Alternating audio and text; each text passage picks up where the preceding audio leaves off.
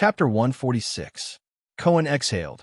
He did not understand anything from just now until now. The police officer almost began to doubt himself. He made up his mind that no matter what the adulterous couple said, he would force them to stop this guessing game that always frustrated him and made him feel isolated, even though this situation often happened when he was in the Tower of Eradication. So, Cohen said angrily, "Do you want to tell us the truth? Disaster Sword? Secret Intelligence Department? And the reason why you're here?" Raphael looked at him, his gaze subtle. "Hey," Cohen subconsciously patted his saber. "I don't mind joining forces with Miranda to deal with you." Raphael looked at Cohen's expression and suddenly smiled. "You know, Cohen," the young man in white resumed his usual optimistic tone, "I've always envied you. A simple world, simple thoughts, simple happiness. As beautiful as a night novel." Cohen was stunned. Simple, a night novel. Cohen immediately furrowed his brows. This guy really knows how to pick the right time to scold me. Miranda snickered. Raphael looked at Miranda's smile, and his eyes moved. Then he smiled as well. A sense of familiarity surged in Cohen's heart. It seemed that when the three of them were still in the tower, they were like this too. "Remember, keep a low profile and hide." Raphael slowly turned around and whispered to them, "Find a good place to hide.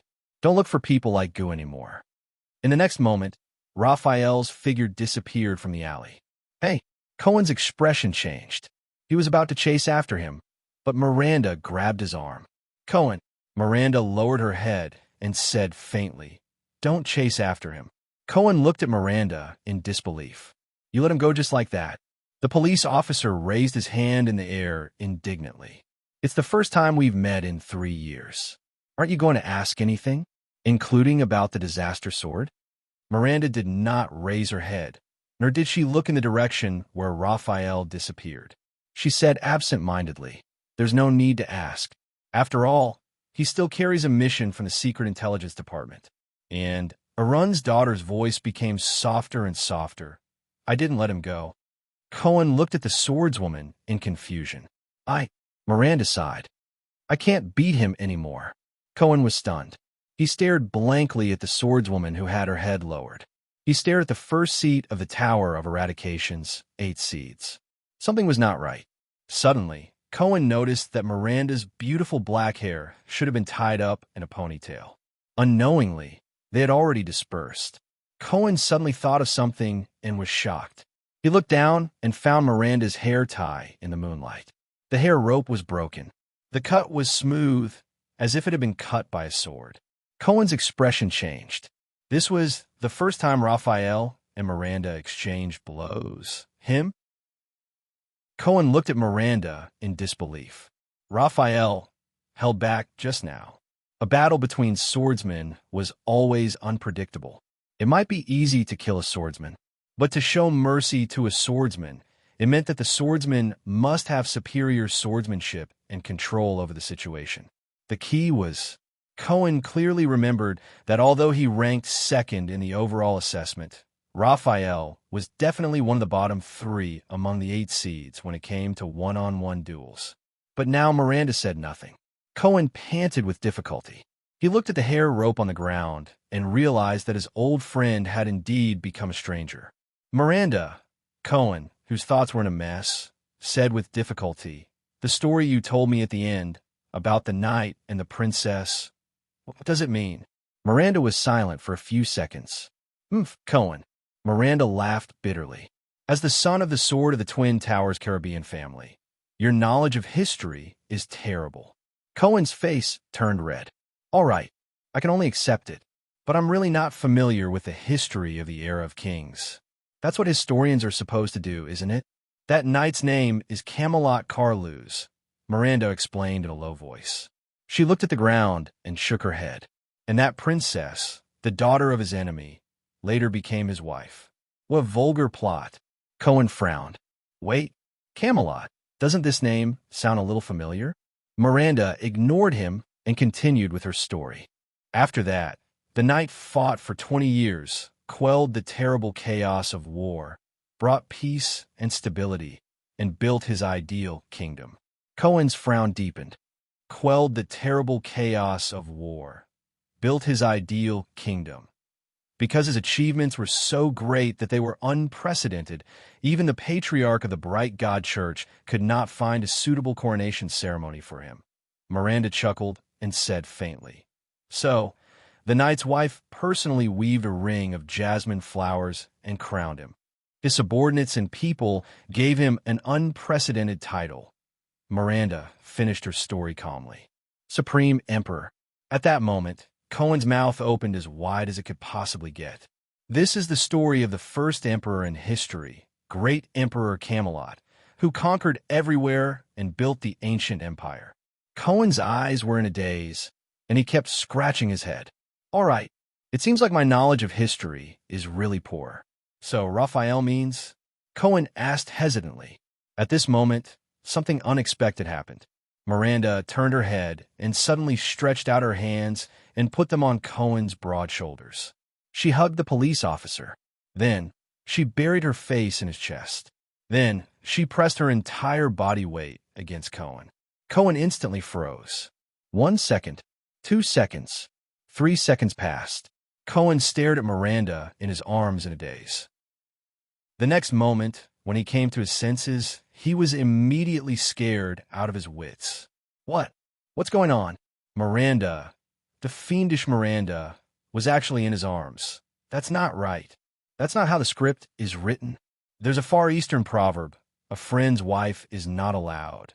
If she comes to her senses, if Raphael finds out, I'm not at this moment. I'm sorry. The swordswoman's voice was trembling and sobbing as it came from Cohen's arms. Cohen was instantly shocked. Sobbing? From now on, I'll treat you as a wall. Miranda's voice was a little muffled and distorted. I need to lean on you for a while. She looked like she was about to cry. Cohen lowered his head in disbelief and looked at Miranda. The swordswoman, who had always been strong and independent, was in this state. It was even more shocking to Cohen than if she threw herself into his arms and confessed her love to him. Cohen also noticed that Miranda's hands on his shoulders were trembling slightly as she leaned her face against his chest. While Cohen, who was at a loss, could only awkwardly pat Miranda's back. It's okay. You're the first seed of the Tower of Eradication, the future Duchess of the Northern Territory, Lady Miranda Arund. No matter what happens, you can wait. Cohen was stunned. He remembered Miranda's sharp observation skills. Could it be Miranda? Cohen was stunned. Did you discover something in the battle just now? That is why your conversation with Raphael started to become strange after the battle. Miranda shuddered again in his arms. Cohen confirmed his suspicions. It's Raphael, isn't it? You hit his sword, and then discovered something. Recalling Raphael's appearance, Cohen gritted his teeth and asked, Raphael, what happened to him? Miranda shivered again. Cohen looked at Miranda and felt an indescribable sadness in his heart. I can't tell you, but it's terrible. As Miranda spoke in a hoarse voice, the swordswoman's head in Cohen's arms trembled slightly again. Raphael, something terrible happened. Terrible. Very terrible. Heroic Spirit Palace, Hall of Heroes. Tell me. In the firelight, the long-haired Archduke Colgan Rockney frowned and looked at Thales, who had a strange expression on his face. With his usual serious tone, he said, If the Waltons really form an alliance with Lampard, what are your plans? Thales opened his mouth slightly and said awkwardly, Well, actually, at this moment, a second set of footsteps came from outside the stone hall. The two people in the hall turned their gazes at the same time. As the shadow moved into the hall, a third person appeared in front of Thales and Archduke Rockney. Thales stared at the newcomer in a daze. Porpheus Trentida, the Archduke of Southern Extet and the Archduke of Reformation Tower, raised his head and looked at Archduke Rockney, then at Thales. Oh my. Trentida met Rockney's gaze with a strange expression. Your Highness, you didn't tell me that you invited someone else, and it's the glorious and proud Rockney, right? You're also interested in this kind of conspiracy? Archduke Rockney frowned deeply as he pondered about something. Thales smiled awkwardly. Please forgive me. These two people? Asterisk thud. Thud. Thud. Another set of footsteps came from outside the hall. Rockney and Trentida glanced at each other and looked at the newcomer. Following the old footsteps, the bald Archduke Lecco of Defense City in the north walked slowly into the meeting hall with a cautious expression. Thales exhaled deeply. 3 people? 3 archdukes? The elderly Archduke Lecco could not help but be slightly startled when he saw the 3 people in the hall. It seems like it's quite lively here. It seems like someone is playing us like monkeys. Trentida stared at Thales with a complicated expression. This little prince of Constellation promised me that we would meet alone. Brat, Archduke Rockney said slowly with a fierce expression. Ew. Thales' face twitched as he squeezed out a smile. It's not what you think. I knew there was a problem. An obviously displeased voice traveled into the ears of the 4 people in the hall. Thales, Rockney, Trentida, and Lecco turned their heads in unison.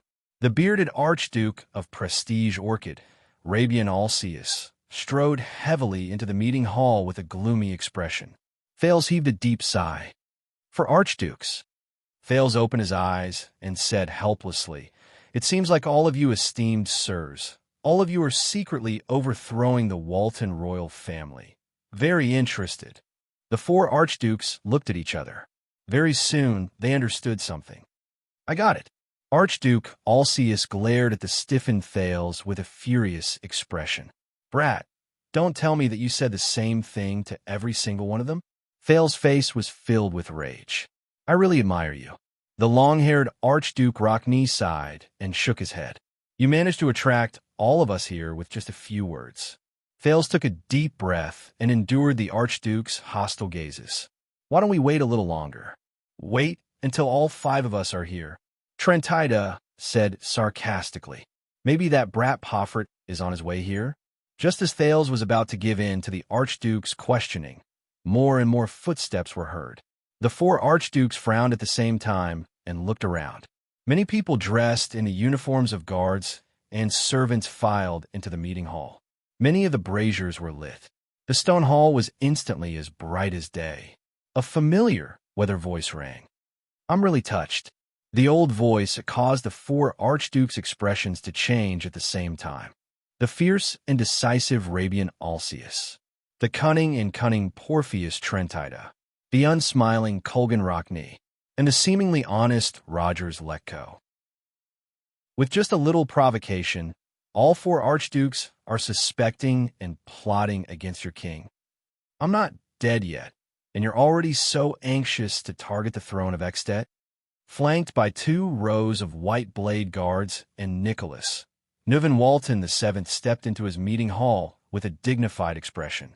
The common elected king of Extet came to the high seat at the long table below the Soul Slayer pike. He raised his head and cast his gaze at the 4 archdukes. At that moment, Thales suddenly realized that the old king was actually very tall. Marquis Shiles and Poutre also came to Thales' side from the crowd. The former wore his usual smile and nodded at him, while the latter pursed his lips and observed everything in the hall.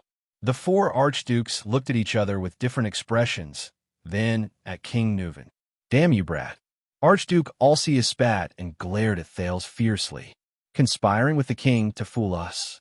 What do we do now, your majesty? Rockney nonchalantly sat down on the long table. Are you going to punish us just because the 4 of us gathered in the meeting hall? Or, Trentida glanced at Thales maliciously, sending a chill down the latter's spine.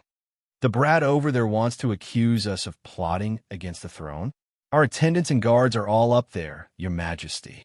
Archduke Lecco exhaled with a complicated expression. If they want to get rid of us, this is an unprecedented opportunity. *T, Thales sighed. He suddenly realized that he seemed to have attracted a lot of hatred. Thales could only smile sheepishly and spread his hands. Actually, these are all King Nuven's. At this moment, King Nuven interrupted him. Porpheus is right. King Nuven slowly exhaled. His aged but dignified voice echoed in the stone hall. There's only one thing we need to do. Under King Nuven's sharp gaze, the 4 archdukes were simultaneously stunned. The old king spoke slowly in his old, but powerful voice. Chapter 147. This was the first time Thales saw King Nuven with a dark golden crown on his head. Dressed in a golden-red outfit that was both solemn and imposing, he walked down the stairs with his ministers surrounding him. He walked towards the long table in the middle of the meeting hall and sat on the common-elected king's seat of honor. In Thales' eyes, the nearly 70-year-old old man was no longer as gloomy and obscure as he was when he first met him. Instead, it was replaced by an unprecedented majesty and boldness, like a silent and terrifying lion in a pride of lions. Nuven Walton VII stood tall and upright. He held onto the arm of the chair, his eyes shining brightly as he looked into the hall. Under the king's undisguised scrutiny and disdain, the four archdukes turned their heads or averted their gazes in an unnatural manner. Administrator Merck stood behind the king with a solemn expression. Dozens of elite white blade guards guarded every corner of the meeting hall, vigilantly pressing down on the hilts of their white swords. There were even more unfamiliar faces that Thales had never seen before. They were dressed in the attire of nobles and had different expressions on their faces as they stood on both sides of the king, exchanging glances openly. This was also the first time Thales saw King Nuven's close vassals, the court of Dragon Cloud City. Compared to the orderly and disciplined Constellation Palace, the Extension monarch and vassals exuded a fierce, boorish, dignified, and wild aura from deep within their bones in terms of their standing, posture, movements, and expressions. They appeared casual and crude, making anyone who saw this scene for the first time feel uneasy. It was as if they were standing among a group of dangerous carnivores that were ready to bite them at any time. Thales could not help but glance at Poutre, who nodded slightly at him. "Wait!"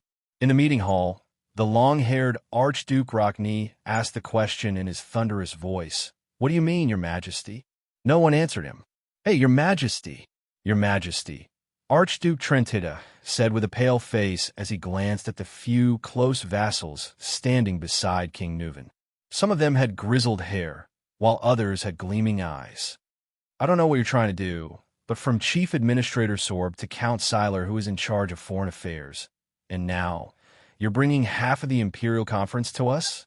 Are you going to discuss with us why the wine at the banquet earlier was so sour?" he asked in a sarcastic and accusatory tone. Beside him, Archduke Alcius also looked at the king rudely. Thales watched the scene worriedly.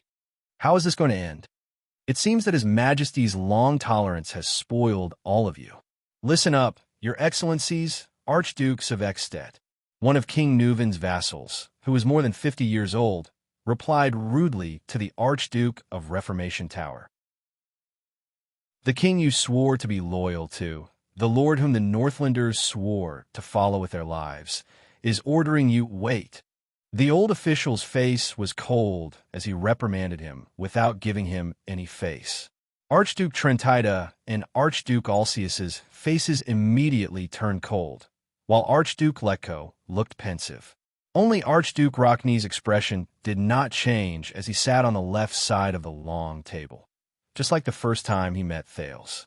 A few seconds later, Grand Duke Letko of Defense City let out a long sigh and slowly sat down. "You should at least tell us what this lousy trap is for, Your Majesty." Archduke Alcius also sat down in his seat and immediately said coldly, "Colluding with Constellation's brat to toy with the archdukes under him, I feel that my dignity has been greatly insulted." At this moment, a series of knocking sounds came from the hall. Asterisk knock, knock, knock. Asterisk the four archdukes turned their heads in unison and looked at the main seat at the end of the long table. There, Nuven VII, who had a stern expression on his face, was slowly knocking on the table with his right hand. Asterisk knock, knock, knock. Asterisk Thales narrowed his eyes. He noticed that King Nuven wore a peculiarly shaped ring on his right little finger. The center of the silver-white metal ring was inlaid with a black gemstone. The king was using that gemstone, seemingly absent-mindedly knocking on the table. "Dignity does not give you the right to question the king, Rabian," King Nuven said slowly. His gaze was fixed on the table, as if he was particularly interested in the part of the table he was knocking on. There's only one thing you need to do, boys. Just like what you did more than 10 years ago. Obey me. King Nuvan slowly raised his head. There was a stern glint in his eyes that left no room for argument. He looked at the archdukes. Just like a long time ago, when your father obeyed my father, and later on, he obeyed me, at least at that time we lived in harmony. Do you understand? The archdukes held their breaths in unison. A few seconds later, Archduke Letko sighed and was the first to speak. According to what that child said, you used lies to test our loyalty? And we are far away from our own guards and attendants. This really makes me worry about my own safety. King Nuvan suddenly raised his voice, causing Letko to be speechless. If I really want to take your lives regardless of the consequences, old Baldy, do you think that you can walk out of Heroic Spirit Palace alive, or even Dragon Cloud City, with just those useless soldiers by your side and that supreme class axeman behind you? Do you think you can walk out of Heroic Spirit Palace alive? This is not your defense city. The archdukes frowned at the same time. At least tell us, what are you waiting for? Rockney pushed aside his long hair and snorted coldly. Your Excellencies, His Majesty the King has already shown great kindness. Please do not be impatient. However, if you have some understanding of each other's identities and duties. On King Nuvan's left, another minister with a pondering expression replied with a smile and a profound meaning. Find your own positions and sit tight. No one said anything else. The hall fell into a moment of silence. There was also an unknown wait. A few minutes passed. In the end, Thales, who could not sit still any longer, rolled his eyes in embarrassment and glanced around. He attracted the attention of the bearded archduke. After this matter is over, brat. Alcius cast his gaze on Thales with a fierce expression. In an instant, the other archdukes also looked at him. I will dig out your heart as the price for challenging our dignity. Rockney, Letko, and Trentida also cast him different gazes. There was vigilance, contemplation, and suspicion. Thales closed his eyes and heaved a long sigh. Damn it, I thought this would be easy. Find out the mastermind. King Nuvan will wave his hand and fire 10,000 arrows at once. An eye for an eye, a tooth for a tooth, a tooth for a tooth, a tooth for a tooth, and a tooth for a tooth. But for now, at least based on Alcia's performance, the side effects and sequelae are huge. Save your energy, Your Excellency. Thales heard himself say listlessly, don't always talk about things you can't do. He did not want to argue anymore. Alcius clenched his teeth. But just as he was about to speak, a newcomer joined the meeting hall. Following the sound of messy footsteps, a brown-haired young man wearing a heavy robe embroidered with a blood-red horseshoe walked into the crowded meeting hall. The Archduke of Beacon Illumination City, the young Concrete Pofrit, stood in front of the crowd, accompanied by his entourage. Thales took a deep breath and let out a heavy sigh. Finally, very good. Seeing Pofrit's arrival, Archduke Trinida's eyes brightened. He looked around at the people in the hall and smiled brightly. Only Archduke Rockney furrowed his brows tightly, while Archduke Letko revealed a surprised expression. Now that we're all here, the 5 archdukes invited by Your Majesty are gathered here under the watchful eyes of the White Blade Guards. The Archduke of Reformation Tower raised his eyebrows. Here comes the question. What exactly do you want to do? Are you going to use the laughable crime of conspiring to get rid of us all? Or, Trinida's voice came to an abrupt halt.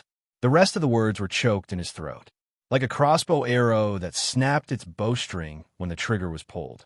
The Archduke of Reformation Tower stared blankly at Pofrit and his entourage, who were walking towards them.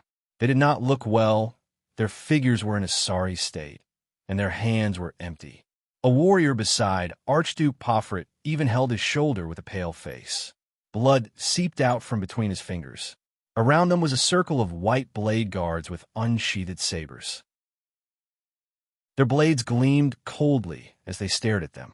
The Star Killer, Nicholas, was the last to walk in with a chilling aura around him.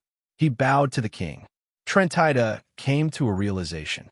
Pofrit and his entourage were escorted in by the white blade guards after they were disarmed. Archduke Pofrit himself stood expressionlessly. His body was still cold, and snow dripped from his brown hair. Is that enough? The young archduke's gaze was sullen. He raised his head and looked around at the people in the hall. A noble archduke should not be treated like a criminal in the king's palace and castle. What are you trying to do by forcing me to come to the meeting hall by force? This is a challenge to our ancient Northland tradition and a disregard for Rikaru's joint ruling pledge. King Nuven narrowed his eyes. The four archdukes had different expressions. Thales raised his eyebrows at an angle that no one could see. Tonight is finally coming to an end. Is this what you wanted us to wait for, Your Majesty? You used all kinds of means to gather the five of us here. Archduke Leko looked at the disheveled Archduke Pofrit and said flatly in a helpless tone, "Now, can you tell us the ins and outs of all this?" Alcius said angrily, "Don't tell me that we really have to wait for Lampard to come with us, just like that brat said." Trentida chuckled in a low voice. Under everyone's gaze, the old king of Ekstedt paused for 3 seconds before he slowly opened his mouth. "Very well." King Nuven clasped his hands. His expression was solemn, and his gaze was sharp. But what he said next made almost everyone reveal a surprised expression. "Little Thales, my clever guest." King Nuven slowly turned to the side and looked at the Prince of Constellation beside him. Thales, who was ready to watch a good show, was completely stunned. "What? Little Thales? Do I know you that well? Come, tell my loyal archdukes why they are here." As King Nuven's voice fell, his eyes flashed. "Tell them the so-called truth." Everyone's gazes were filled with hesitation, surprise, gloominess, and other different emotions. In that instant, they all turned to the second Prince of Constellation. Thales froze on the spot for a moment. "Damn it." He reacted quickly and put on an ugly smile. He raised his hands and spread them out horizontally. "I don't want to get involved in Ekstedt's internal strife, Your Honorable Majesty," Thales said with a smile. "You can settle the internal affairs on your own. But he could not finish his sentence. "You're already involved, Thales." Nuven's deep and aged voice was accompanied by the king's profound gaze. He interrupted him. "You have been involved for a long time, unable to extricate yourself, future king of Constellation. And you promised to complete this task for me. It is your promise, isn't it?" Thales gritted his teeth. The archduke's gazes on him slowly turned from doubtful to solemn. Thales gulped and furrowed his brows. "Nuven, this damned old man. Is he trying to show the archdukes that the heir of Constellation is on his side?" Thales' frown deepened. King Nuven's gaze became sharper. "Go on. What are you waiting for, little prince?" Alcius continued to glare at him fiercely. "After you tricked us all with your ridiculous words. To be honest, I thought Lampard would come with us." Thales ignored him. Finally, after Poutre reminded him in a low voice, he exhaled in resignation. "All right." Thales took a step forward as he met the gazes of almost everyone in the hall. "My apologies, Your Excellencies." Thales braced himself and said under the hostile gazes of the 5 archdukes, "Most of what I said to you tonight was a lie. Only one thing is true. Prince Mariah was assassinated in Constellation." Thales sighed. "One of the masterminds behind the scenes is among you." The moment he finished speaking, the 5 archdukes frowned simultaneously. The close vassals beside the king began to whisper to each other. The second prince ignored the noise that began to increase in the hall. "And King Nuven asked me to find the mastermind who conspired with Lampard to murder Prince Mariah," Thales said expressionlessly. "Hey, I knew it." The bald Archduke Leko sighed. "He didn't invite us here just to deal with the Prince of Constellation." Archduke Trentida turned his head and shook his head disapprovingly. "The mastermind who conspired with Lampard? I get it. But this is not an easy task." Thales turned to the 5 archdukes and nodded. "Almost all of you are suspects." The 5 archdukes turned their heads away unnaturally to avoid Thales and King Nuven's gaze. "The facts have proven that all of you are indeed restless." Thales chuckled and continued. "To be honest, I really didn't expect that my words would attract all 4 of you here. I thought it would be 1 or 2 at most. My loyal archdukes, the co-rulers of Ekstedt," King Nuven said slowly, "it seems that all of you have great ambitions." The hall was instantly filled with whispers again. Alcius and Letko's expressions became extremely awkward. Rockney still had a cold expression. Trentida clicked his tongue and giggled, and the young Poffert's expression was still gloomy. King Nuven quietly watched everything in the hall with his hands clasped together. So, it's almost impossible to find the mastermind from you lot by following the rules. Thales sighed. I can only find another way out. I give up on starting from the suspects and start from the truth of the matter, from how the murderer would react after knowing the truth. Thales nodded at Poutre and smiled. Since we can't retreat, why not go forward with all our might? I see. Archduke Rockney of the city of faraway prayers said sternly. Everything you said was false. There was no secret meeting between Dragoncloud City and Black Sand region, nor was there any collaboration between the Waltons and Lampard. Was there? Thales shook his head. Of course not. I made it all up. His Majesty will not form an alliance with an enemy who killed his bloodkin. At the long table, King Nuven's gaze flickered strangely. I understand. Archduke Letko said with a lisp. The key lies in Lampard, right? Because the so-called mastermind who murdered Mariah is secretly collaborating with Lampard? Humph. Alcius snorted coldly. What a lousy scheme. To convince us and the mastermind at the same time that Lampard and His Majesty are collaborating? To make him think that Lampard will betray the identity of the mastermind to His Majesty? The trap is so straightforward. Archduke Trenata leaned back and giggled. Will anyone really fall for it? Thales stared at the three of them. His gaze moved back and forth for a few seconds, until the second prince chuckled. No. Thales' expression became solemn, and he shook his head firmly. It's not that simple. Don't forget what I told you. Perhaps the innocent archdukes will believe me when I said things like Lampard is not the murderer, but the kingdom's secret intelligence department has designated him as the murderer. Thales continued with a serious expression. But only the mastermind will definitely not believe this. As Lampard's accomplice, only he knows that Lampard is indeed one of the murderers. Lampard cannot be cleared of the suspicion of murdering the prince, so it is impossible for Lampard to collaborate with His Majesty. Hence, it is impossible for him to betray His Majesty. Only Black Hand himself knows. Thales turned around and looked around to observe the effect of his words. The so-called alliance between the Waltons and Lampard that I mentioned was simply an exaggeration to scare people. It is impossible for Lampard to seek an alliance with His Majesty. Then what exactly did you mean by what you said last night?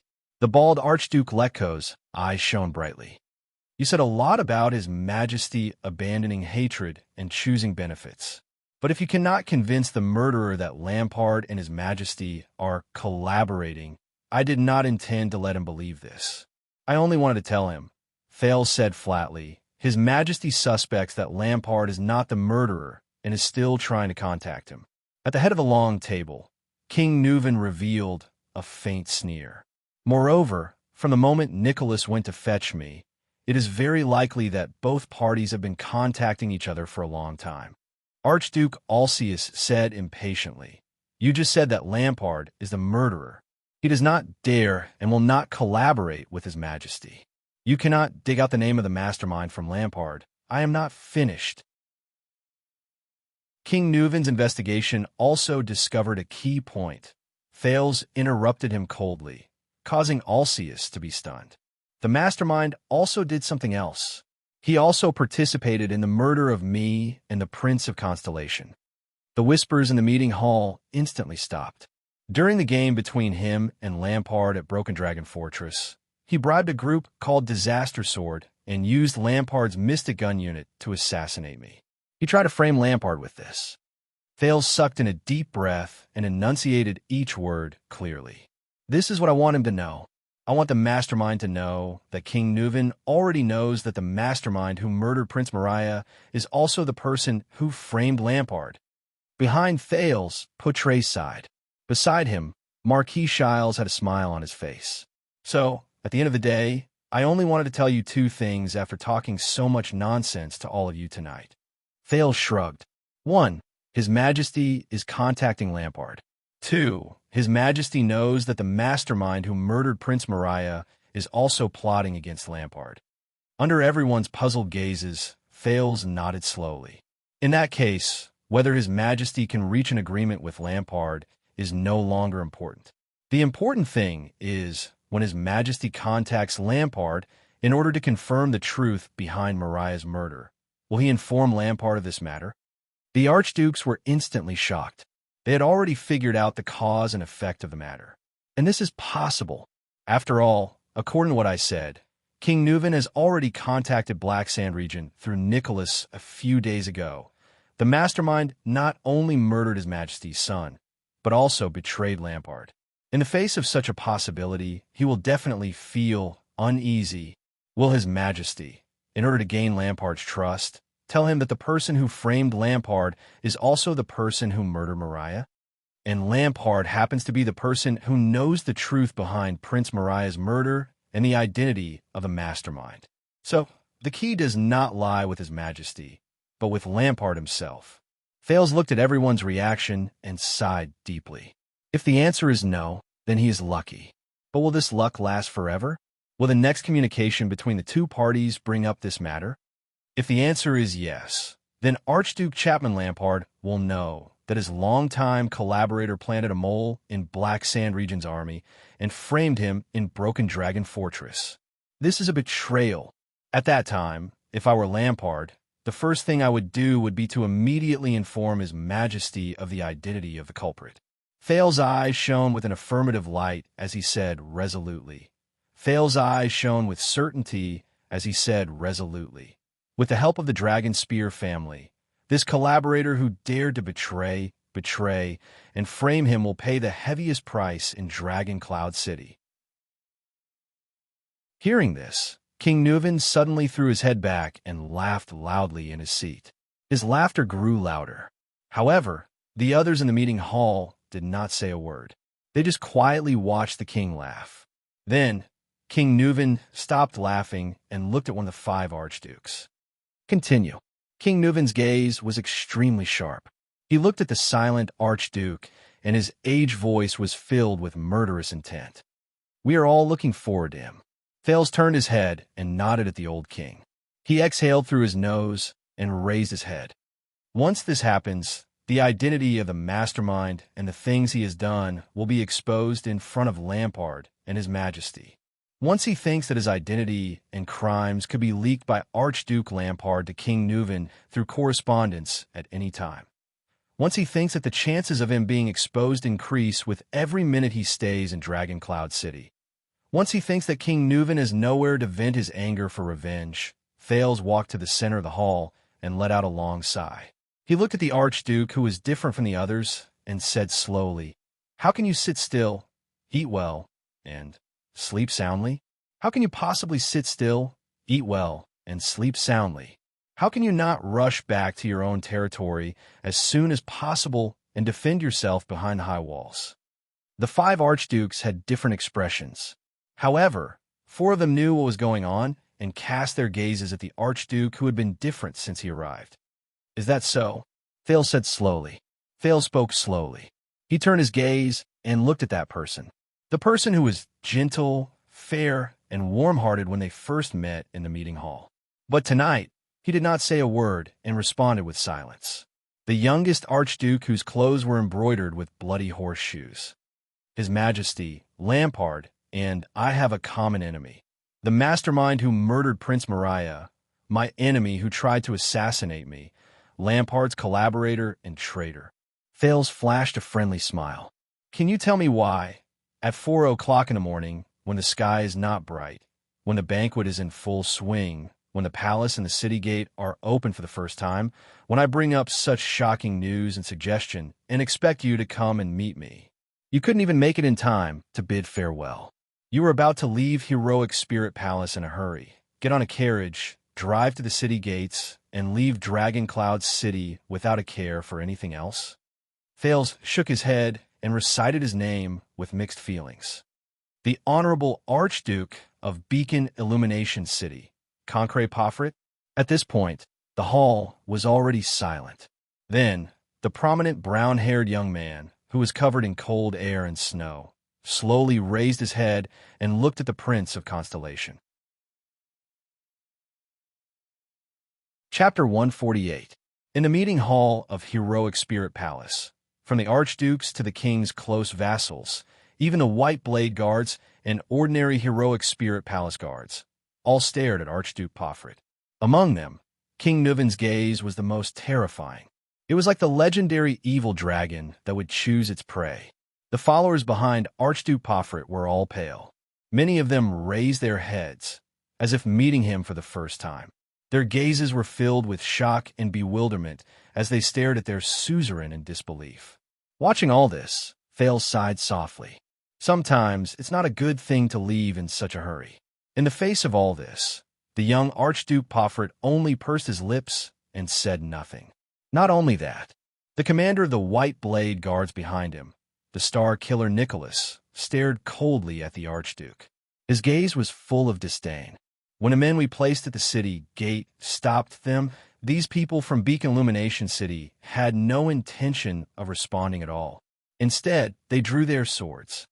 Nicholas' voice grew softer and more unsettling, until I personally killed that supreme-class fellow among them. The followers of Beacon Illumination City looked at each other with unpleasant expressions.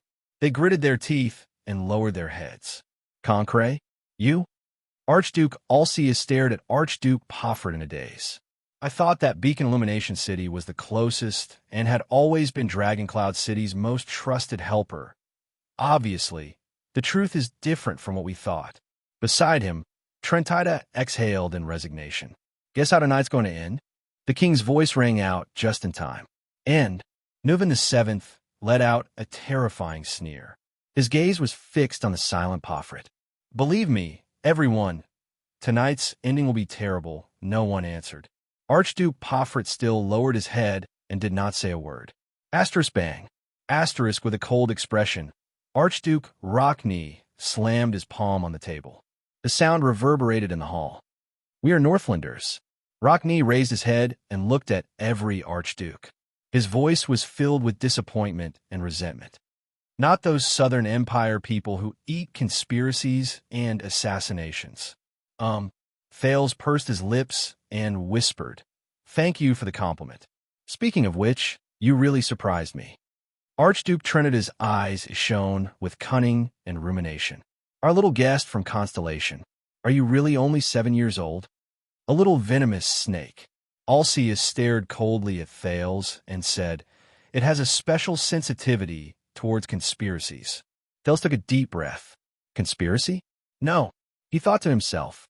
From the assassination of the Extet diplomat group, to the war between Constellation and the Dragon, to the fight for Broken Dragon Fortress, to the mystic guns that were shot at him, to Lampard, to Pofrit, everything was connected. That fluctuation surged into his brain in a timely manner, allowing Thales to think faster and clearer.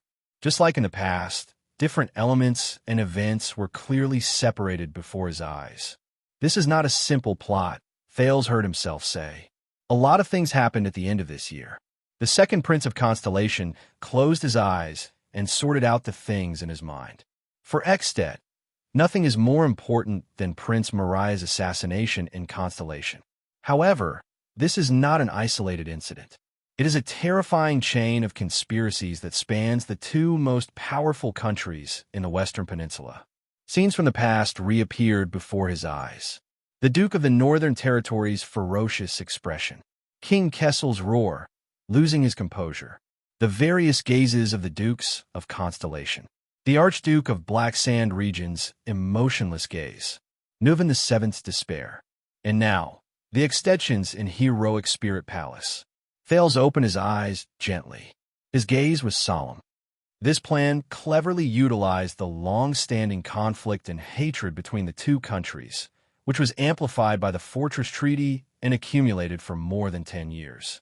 The executors of the plan turned it into a sharp blade that pierced into each other's countries, attempting to reshape each other's power structure amidst the turmoil and reshape the Western Peninsula situation.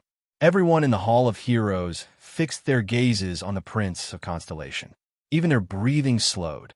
Only the vice diplomat of Constellation behind Thales, Lord Putrain, frowned slightly, as if worried about something. First, they killed Prince Maria in Constellation, then instigated a war between Constellation and Extet. The Jadestar royal family suffered great losses in the internal conflict with the domestic nobles. King Kessel abdicated in defeat and condemnation. The guardian duke of the Northern Territory, Valerund, took over the authority and crown of the supreme king of Constellation with the support of the people and the glory of fighting against Extet. Thales lowered his head and spoke plainly, as if he was narrating something that had nothing to do with him. Just like the two wings of a butterfly, this is only the wing in Constellation. As for the one in Extet, Archduke Pofrit clenched his fists without realizing it. Thales' voice continued to travel faintly. Prince Maria's death deprived the Walton family of the hope of choosing a king. King Nuvin's anger turned into nourishment for war. Archduke Lampard brazenly dispatched his troops in the name of avenging the king. In the chaos, with the cooperation of the spies, he conquered the northern territory of Constellation, obtaining unprecedented prestige and benefits. In the end, the Archduke of Black Sand region returned with the glory of the battlefield, and with overwhelming prestige, he successfully chose a king.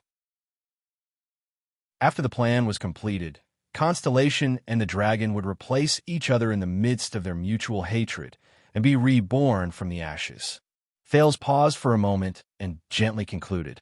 An ingenious, grand, risky, ambitious, creative, and daring, terrifying plan. The five archdukes had different expressions. Rockney's expression was solemn. Alcius pondered in shock. Trentida glanced sideways at the other people in the hall, and the bald old Letko blinked, his emotions indecipherable.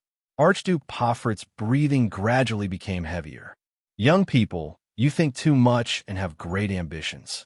Archduke Letko's murky eyes moved slightly as he asked Pofrit.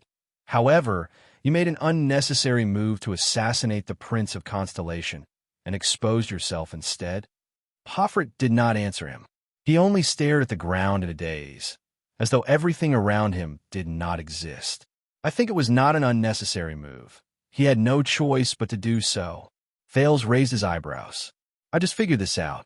The scene of me being assassinated in front of the fortress was to completely destroy Lampard. Archduke Letko turned to him. According to the original plan, Lampard would ascend the throne and become King Chapman. I don't know how many generations this name is. Thales turned to Pofrit. And you, Archduke Pofrit, are his most secret collaborator in Extet. Finally, Pofrit raised his head, but he did not look at anyone. But the problem is, this plan failed at the first stage. Thales sighed. Prince Maria was assassinated, but Constellation's spy failed. My appearance prevented the Duke of the Northern Territory from starting a war as planned. He furrowed his brows as he thought of all the things in Renaissance Palace, and Sonia and Araka in the fortress. Lampard also failed to gather the forces of the three southern archdukes to invade Constellation, and he also failed to take down Broken Dragon Fortress.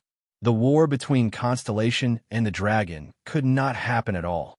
Archduke Lampard could not bring the glory of conquering Constellation's northern territory to take the crown that he aspired to get.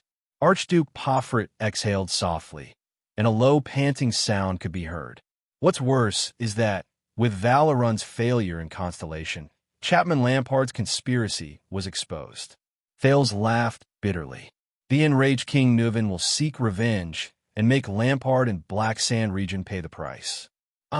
Behind the long table, King Nuven caressed the black ring on his finger and added in a seemingly nonchalant manner, "Isn't that so?" The archdukes exchanged glances. "So," Thales nodded, "Lampard is doomed. King Nuven and Dragoncloud City will not let him go." Under the archduke's gazes, he nodded at the expressionless Pofrit. Under such circumstances, if Lampard is really forced into a desperate situation, how can Lampard's collaborator remain unscathed? Based on Lampard's personality, he will definitely drag his collaborator to hell. Thales shook his head. For his own survival, Archduke Pofrit must act first. He must completely eliminate his former collaborator and future threats. The long-haired Archduke Rockney snorted coldly. Once the Prince of Constellation dies in Black Sand region, and Lampard is stained with the Prince of Constellation's blood, Thales walked back to Putre's side and sneered. For the sake of the throne of Constellation, even before King Nuven takes action, the Dukes of Constellation will swarm over and tear Lampard and Black Sand region into pieces. I think the other Archdukes will be happy to see that happen. Only then will you be completely safe. The Prince of Constellation's voice faded away. In the hall, many people sighed with different intentions. Some were contemplative, some were regretful, some were sad, some were indignant, and some were angry. In the next second, the young Archduke Pofrit finally turned his head slowly. With a cold gaze that was no longer gentle and friendly, he glared at Thales. Then, he looked at Nuven VII again, who was sitting at the other end of the long table. Asterisk clap, clap, clap. Asterisk a slow and rhythmic applause rang from the other end of the long table. King Nuven clapped expressionlessly, but no one responded to him. This deserves applause. The old king applauded while speaking with an unsettling rhythm and tone. For our guest from Constellation, Thales rolled his eyes helplessly. He could feel that the gazes on him in the hall were filled with contemplation and fear. And for you, the Walton family's longtime ally, the leader of the Pofrit family, and my most trusted Archduke of Beacon Illumination City, Concre Pofrit. The common-elected king and the Archduke of Beacon Illumination City's gazes finally met in the air. On one side was complicated and angry, while on the other side was numb and indifferent. Say something, Concre. King Nuven's voice became muffled and oppressive. It reverberated in the brightly lit meeting hall, making everyone feel strangely suffocated. Before you could say anything else, at least try to choose your own way of death. Archduke Pofrit suddenly curled up the corners of his mouth, revealing a sinister and terrifying smile. Way of death, he muttered. Behind Pofrit, a disarmed follower whispered worriedly, Sir, perhaps we should. The next moment, Pofrit turned his face and said coldly to his subordinate with a furious expression, Shut up. Shut up. The follower's words came to a halt. He sighed and stopped talking. Pofrit turned his head. His facial muscles twitched as he gritted his teeth. His expression kept changing between indignation and anger. Umph, the young Archduke sneered. What do you want me to say? The young Archduke's laughter grew longer. Thales furrowed his brows. King Nuven's expression did not change. Ha. Pofrit shook his head mockingly. What else can I say? The next moment, he turned around abruptly. His eyes were as sharp as an eagle's as he scanned the entire hall. I don't know what you're talking about. Pofrit's cold words caused everyone's expression to change. I receive an invitation from His Majesty to come to Dragoncloud City to discuss the relationship between the two countries. Pofrit looked around with a sneer and extended his hand towards Thales. Then, the common-elected king whom I respect the most and cannot resist joined forces with a prince from an enemy country who has a blood feud with him to accuse me of being the murderer of Prince Mariah. And the reason? Pofrit turned around abruptly. His expression was ferocious, which startled Thales. Just because I wanted to leave the banquet early? Because I wanted to rush back to my territory earlier? Because my people had an unnecessary conflict with the White Blade Guards at night? And I sacrificed a supreme class bodyguard. Pofrit panted and hammered his chest. This is shameless slander. F***CKU Pofrit. A vassal beside the king spat in disdain. A coward's self-defense. Ayaya. Archduke Trentida narrowed his eyes and chuckled. This really isn't the young Concre I know. What a pleasant surprise. We all heard that child's words and saw your reaction. Even now, are you still going to quibble? Alceus furrowed his brows. Don't forget, you are a Northlander. Quibble. Pofrit retorted loudly. He widened his eyes as if he had gone mad. From the beginning until now, this damn brat has been spouting nonsense alone. Pofrit pointed at Thales and roared loudly. And you fools have been fooled by him alone, by a prince of Constellation, a remnant of the Empire. Thales shrugged helplessly and exchanged a glance with Poutre behind him. Beside them, Marquis Shiles whispered with a face full of smiles, "Wow, to be able to see this scene in the Extet Palace, it's really worth the trip back." Poffret turned around and glared at King Nuven angrily. "I murdered Prince Mariah? I cooperated with Lampard. I orchestrated the assassination of this brat?" The Archduke roared angrily with a twisted expression. "Is there any evidence? Everyone knows that Mariah and I are of similar age, and we're close friends. What reason do I have to murder him?" The young Archduke's words made the others frown and whisper to each other. "As you said, Archduke Alcius, the Poffret family is the most powerful ally of the Walton family." King Nuven watched Archduke Poffret's actions without saying a word, but his gaze grew colder. "And you, the great and fatuous King Nuven VII, are you going to execute me here?" Poffret yelled at everyone. "With this ridiculous and absurd accusation? Just because I want to return to my territory earlier? Just because of this damn brat's nonsense?" Archduke Poffret panted heavily and raised his right index finger.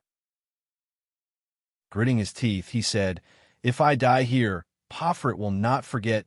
Beacon Illumination City will not forget. Northland will not forget."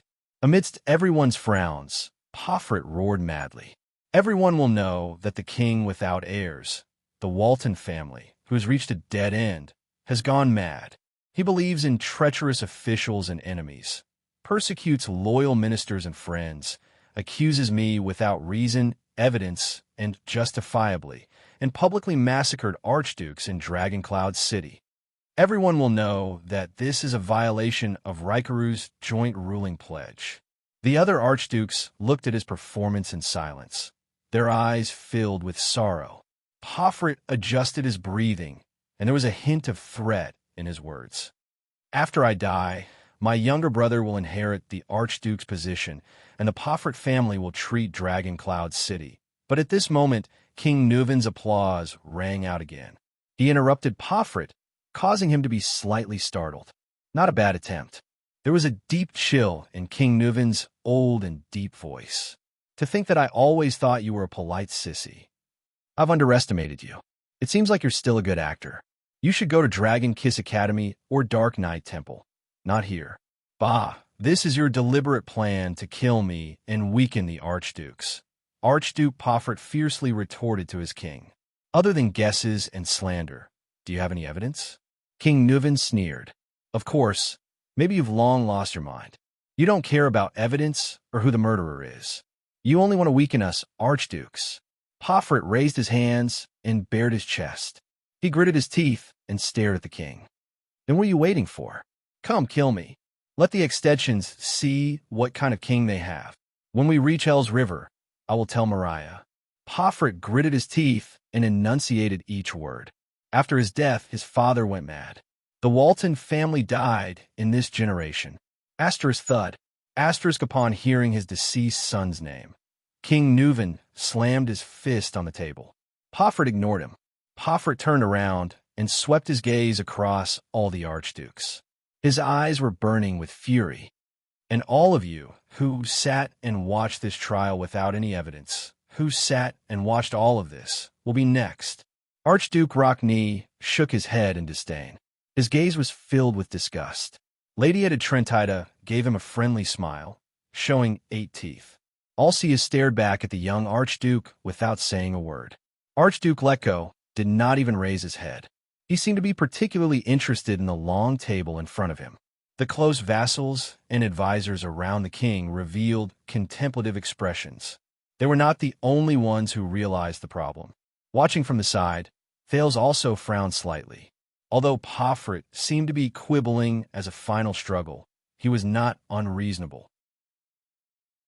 An archduke came to Dragoncloud City, but was executed by the king. What would the people think? How would Beacon Illumination City react? Would the archdukes really be indifferent? Besides, although everyone knew it was him, it was Poffret, but there was no evidence, unless Lampard came forward and admitted to the crime while identifying Poffret. Thales' worried gaze kept shifting between the tense Poffret and the stern old king. What should I do? Will the king really throw caution to the wind and execute. While everyone was deep in thought, King Nuven finally spoke. Evidence. The old king threw his head back and laughed. Ha ha. Poffert was slightly startled. The archdukes also looked at him in confusion. Since when do I need evidence? Nuven VII's tone slowly rose. I only need a reason. I only need the truth. Poffert exhaled through his nose and sneered. Humph, a typical tyrant. Rikaru would also be ashamed of you. He narrowed his eyes. The evil habits of the Empire reappear in you. Perhaps this is Rikaru? King Nuven did not let him continue. When Rikaru Extet was on his deathbed, the old king clenched his right fist and snorted.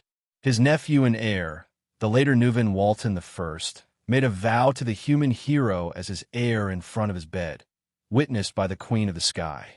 The last sentence in his vow later became the Walton family, the Dragon Spear family's language. Yes, under everyone's gaze, Nuven VII lowered his voice and said solemnly, as the son of Northland, the son of Northland, the way of Northland. Archduke Poffert was slightly startled and puzzled. Since we're Northlanders, King Nuven clenched his fists tightly. His eyes were burning with anger, but he suppressed his emotions and continued to speak solemnly. We should follow the way of Northland. Everyone's expression changed at the same time. Thales thought of a possibility. His face turned pale. King Nuven clapped his hands. The sound of 2 footsteps slowly came from outside the hall. Everyone's gaze was attracted by the 2 newcomers. Thales saw the newcomers clearly. He frowned and looked at Poutre. Poutre narrowed his eyes and shook his head at him. Poffert stared blankly at the newcomers. Come and meet our dear chief of intelligence. King Nuven raised his hand and introduced the newcomers. Madame Calchon. Under Thales' solemn gaze, an old woman whom he had met before smiled gently and bowed slightly to the archdukes. The arrival of the Red Witch, the master of the secret room, made the archdukes frown. What does this mean? Ignoring everyone's expressions, the king pointed at a woman dressed in a silver-white robe whose face was covered by a veil. He continued in a cold voice, and the head ritual master of Bright Moon Temple, Julholm. Thales was stunned. He saw the mark on her body, a pair of moons embedded together. They were a curved crescent moon and a full, waxing moon. The head ritual master of Bright Moon Temple? High Priestess Holm did not say anything, as if everything around her had nothing to do with her. But the archdukes and the king did not show any signs of anger, as if this was how it should be. This made Thales think of Sunset Temple in Constellation and High Priestess Xianxia. Gods, what kind of role did they play in this world? What does this mean? Poffert's expression was dark as he stared at the king. What does this mean? The old King Nuven sneered and slammed his palm on the long table. Her Excellency High Priestess Holm is naturally here to bear witness. It's nighttime now. The bright moon goddess is the best witness. Poffert seemed to have guessed something. The young archduke felt his throat go dry. He said hoarsely, Bear witness to what? Bear witness to what? The old king flashed an angry smile and turned to the Prince of Constellation. Little Thales, watch carefully. Thales was shocked, and he snapped out his thoughts. King Nuven said flatly, The ancient ritual of Northland cannot be proposed casually. The ancient rituals of the northern lands are not something that can be casually proposed. It requires a sufficient number of witnesses, a sufficient sacred ritual, and an arbitrator of sufficient status to witness it together. Only then can it be effective. The ancient ritual of Northland? Thales stared blankly at the old king, Nuven VII. For a moment, he was extremely shocked. No way. Could it be? The archdukes and the vassals were equally shocked. Many of them even had panic in their eyes. Your Majesty? A noble who seemed to be an administrative officer next to the king asked with a frown. But Nuven VII did not give them any chance to ask. The next moment, King Nuven shook his right palm and slammed it on the chair. Asterisk bang. Asterisk everyone was startled. The old king of Extet, who was almost 70 years old, stood up abruptly. His face was filled with hatred and murderous intent. With an aged voice that sounded like muffled thunder, he spat out the following words. I, Nuvan Rikaru Kidion Walton, the seventh Nuvan in the genealogy of the common elected kings. The king of dragon knights, come hero Rikaru, the successor of the hero Chara. The common ruler of the Northlanders in the Western Peninsula, the defender of the glacier defense line. The defender of the humans in the north, the conqueror of White Mountain. The arbitrator of the Golden Passage, the conqueror of Broken Dragon Fortress. The 35th common elected king of Extet and Queeker Glacier, the Archduke of Dragon Cloud City. Under the witness of the spokesperson of the Bright Moon Goddess at the Imperial Conference, the Archduke of Prestige Orchid, the Archduke of Reformation Tower, the Archduke of the City of Faraway Prayers, the Archduke of Defense City, and the only heir to the royal family of Constellation. Thales stared blankly at the king's actions, not knowing what to do. Equally shocked were the archdukes, including Pofford himself. The king continued to speak. His words were laced with chilling resentment and pain. For my son, the last heir of the Walton family in Dragon Cloud City, Mariah Bertram Nuvan Walton, and for the despicable assassination he suffered, under the glorious tradition of Northland, in the name of blood vengeance. To you, Concrete Pofford of Beacon Illumination City, to issue a sacred duel challenge. The old king's words were resolute. He looked at the stunned young archduke and spat out his last words. The duel is issued in the name of the king. Chapter 149. The king's voice faded away. The meeting hall was silent.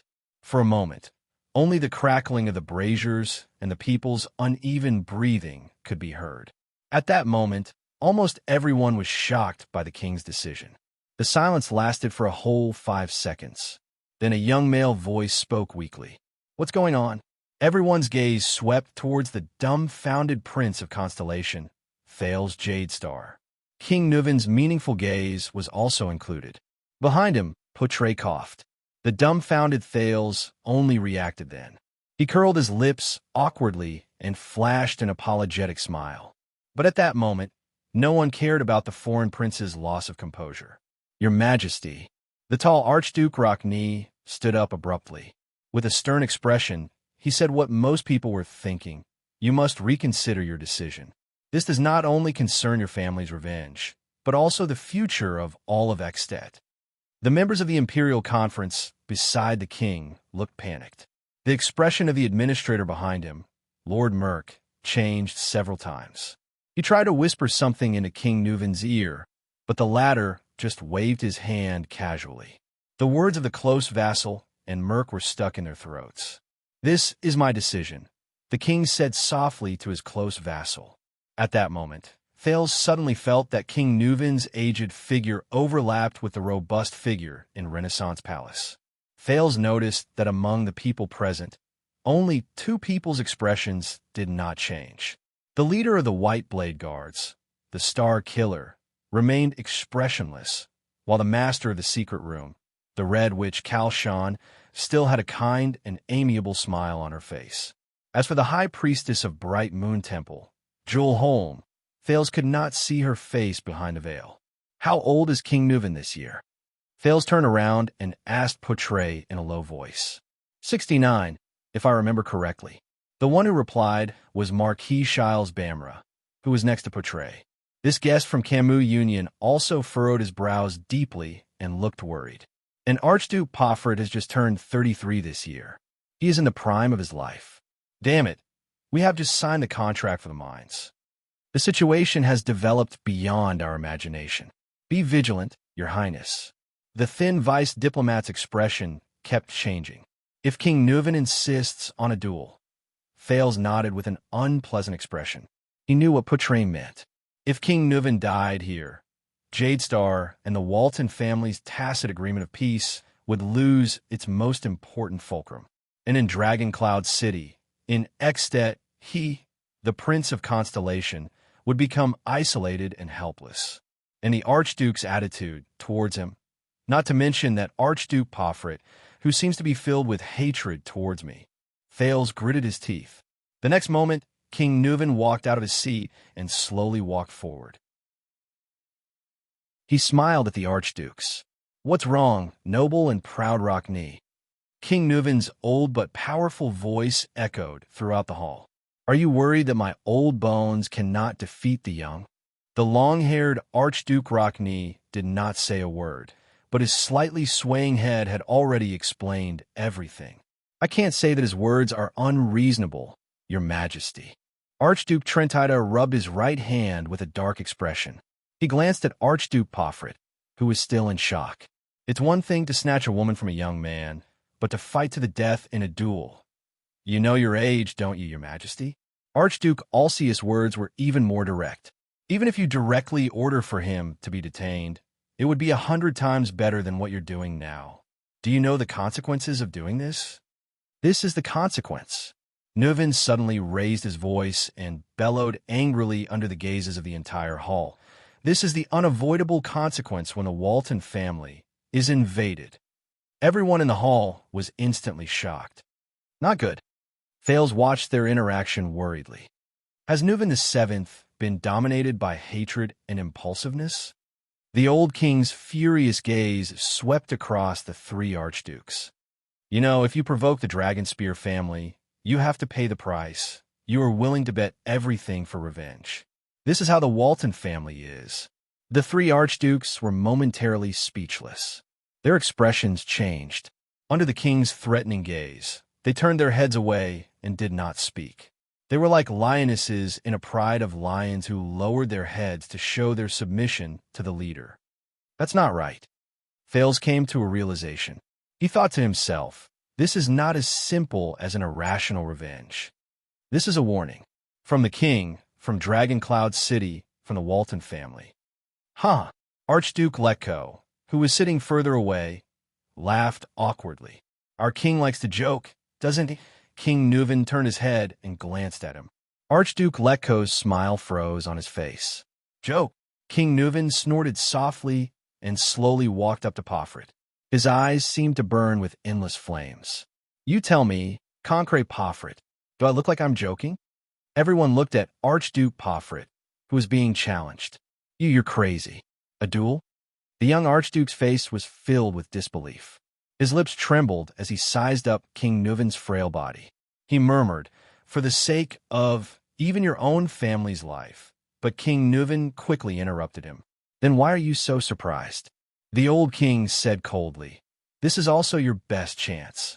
Kill me, and you won't have to face all of this. All of your crimes will be erased." Pofrit was shocked. He raised his head and looked straight at King Nuvin. "Of course." Nuvin sneered. His eyes were full of hatred. "You can also admit defeat at the beginning of the duel and then admit your crimes." Without waiting for Pofrit's response, the king turned around and looked at the remaining four archdukes. "And isn't this also the result that you've been hoping for the most?" King Nuvin was like an angry dragon. He said loudly, "If I die here," the expressions of the archdukes froze. "Then you can save those overt and covert tricks, right?" King Nuvin looked around and laughed. "And it'll be time for Ekstedt to hold another King's Selection Congress. It might be a little rushed." The old king narrowed his eyes slightly. "But isn't the chance for you to ascend to the common elected throne and command the entire kingdom right in front of you?" The archdukes did not speak. Almost everyone was motionless. Only their breathing grew heavier. "Of course, you're the king." Archduke Rockne sighed. "It's your choice." King Nuvin responded with a vigorous laugh. He then turned around and looked at the High Priestess of Bright Moon Temple. "High Priestess home?" Under the veil, the High Priestess nodded slightly. She raised her arms in a dignified manner. Her left hand supported her right elbow, while her right palm faced up as if she was holding a plate. High Priestess Holm closed her eyes and lowered her head. Everyone shut their mouths and watched the High Priestess movement solemnly. At this moment, a strange ringing sound rang in Thales' ears. Thales was shocked. He had experienced this feeling before. It was in the Hall of Stars, in front of Xianxia, the High Priestess of Sunset Temple, before the Bloodline ceremony. But this time, it felt much better. At least, he did not have a violent reaction like the last time. Could it be that prayers and rituals related to gods will affect me? But just as he maintained his composure and secretly rejoiced in the faint ringing sound in his ears, "I'm watching you." Thales raised his head abruptly, but he only saw an empty ceiling. "What?" He turned his head in surprise and looked around. Everyone was solemnly waiting for the high priestess ceremony to end. Behind him, Poutre and Shiles also had solemn expressions. No one spoke. Then just now, Thales scratched his head in confusion and looked around. Unable to find anything, he could only exhale helplessly. "All right, tinnitus is an illness. It has to be treated, I warned you." Thales shuddered. He subconsciously turned his head again and looked around nervously. Again. Who? Who is it? That's right. He was sure that someone was talking to him, like whispering in his ear. Thales could not remember the characteristics of the voice, but the words were extremely clear. Could it be? Thales thought nervously. Is it Yodel? The masked protector who's invisible? No, impossible. That voice is completely different from Yodel's hoarse voice. Thales panicked a little. After making sure that no one spoke, he stared in disbelief at the high priestess of Bright Moon Temple, whose eyes were closed. It can't be. Thales' actions attracted the attention of others. Shiles cast him a curious glance, while Poutre frowned and stared at him, as if reprimanding him for losing his composure. Thales, who snapped out of his daze, was shocked. He quickly turned around and stood properly in a dignified manner. Finally, the strange tinnitus disappeared, but the doubts and panic in Thales' heart only continued to rise. The bright moon has responded. High Priestess Holm opened her eyes. There was no fluctuation in her clear eyes. The gods did not object. In the hall, many people sighed. The archdukes remained silent. In that case, the duel is inevitable, the high priestess said flatly in a deep voice, and I will bear witness on behalf of the gods. No one had any objections. The old king revealed a satisfied expression, and his gaze returned to his opponent. In the silence, Archduke Pofrit gradually calmed his emotions and eased his rapid breathing. Then, he stared at King Nuven with a strange look in his eyes. "Ah, very good." The young Archduke revealed a strange smile. "You said it yourself, didn't you? The duel is issued in the name of the king. I cannot and have no right to refuse." Pofrit raised his head and revealed a sinister gaze. "Then what are we waiting for?" King Nuven also revealed a smile. His eyes shone brightly, but Thales' mind was in a mess. "I'm watching you. I warned you. What does this mean?" Thales forcibly suppressed his thoughts and stopped thinking about the abnormality he just heard. He shook his head, as if he could shake these words out of his head. He had enough troubles. He had to deal with them one by one. Thales raised his head and watched in a daze as the white blade guards personally moved the heavy long table in the center of the hall. The crowd retreated and spread out, leaving enough space for the duel. As the crowd retreated to a brazier, Thales realized that there were 5 to 6 steps along the wall of the Oval Hall of Heroes, and there was an empty space in the center. Just like the Colosseum in my previous life, Thales suddenly thought of something. Could it be that this meeting hall in Heroic Spirit Palace was originally prepared for a duel? I don't know if it's fortunate or unfortunate. Poutre exhaled through his nose and said with no discernible emotion, "You get to witness a rare duel on your first visit to Ekstedt." Thales flashed a rather unpleasant smile. "Does the king have to personally fight?" "According to the rules, duels during the Age of the Empire can be fought by proxy," Poutre said in a low voice. "But this is Northland, the Northland after the collapse of the Empire. A duel must be fought personally, even as a king." Beside them, Marquis Shiles sighed. "Even though I've heard of the duel customs in Northland, it's also my first time witnessing one. God, a 70-year-old king against a 30-year-old archduke. No matter what the outcome is, when I go back, this is enough to be a topic of conversation for a whole year. Duels don't happen often. Isn't the King's Selection Congress supposed to end with a duel? Isn't every archduke who aspires to become king prepared for a duel?" Thales continued to ask.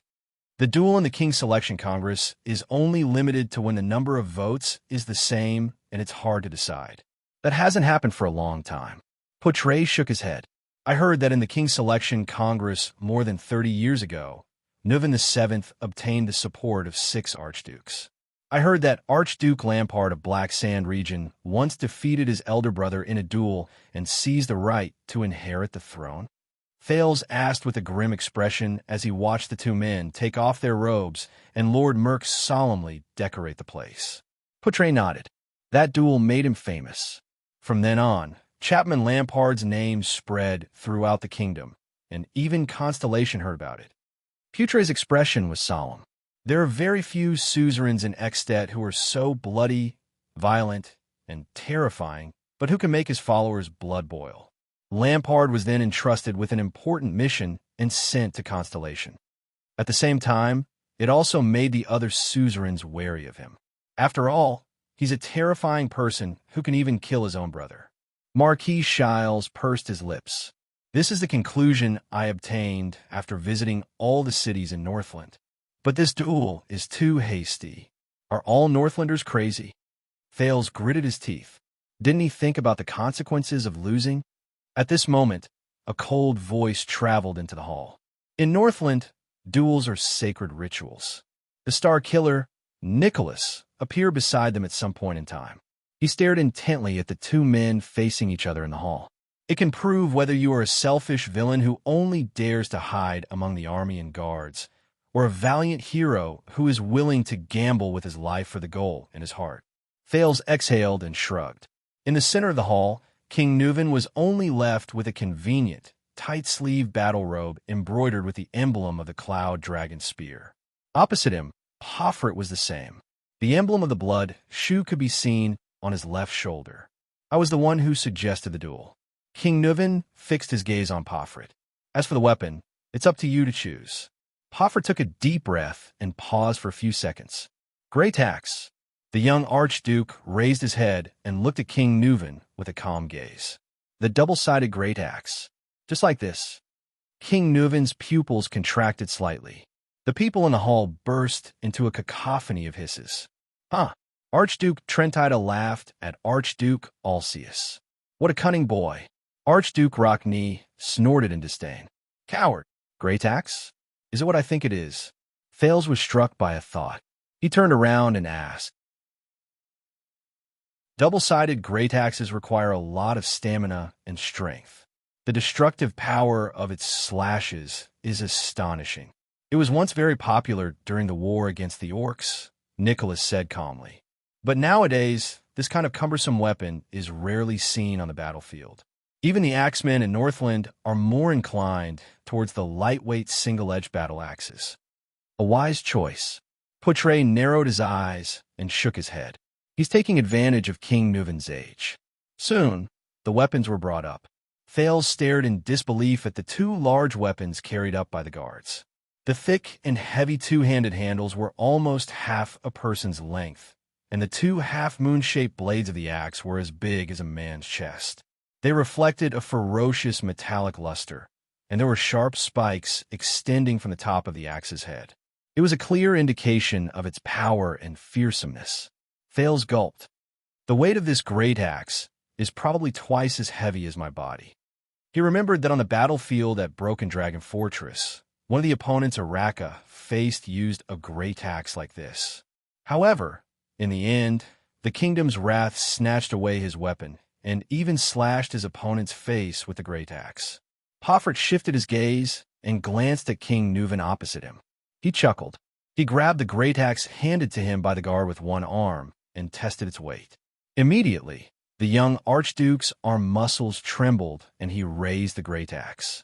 Poffret smiled in satisfaction. He turned around and swung the great axe back and forth. The sound of the axe blade slicing through the air could be heard clearly.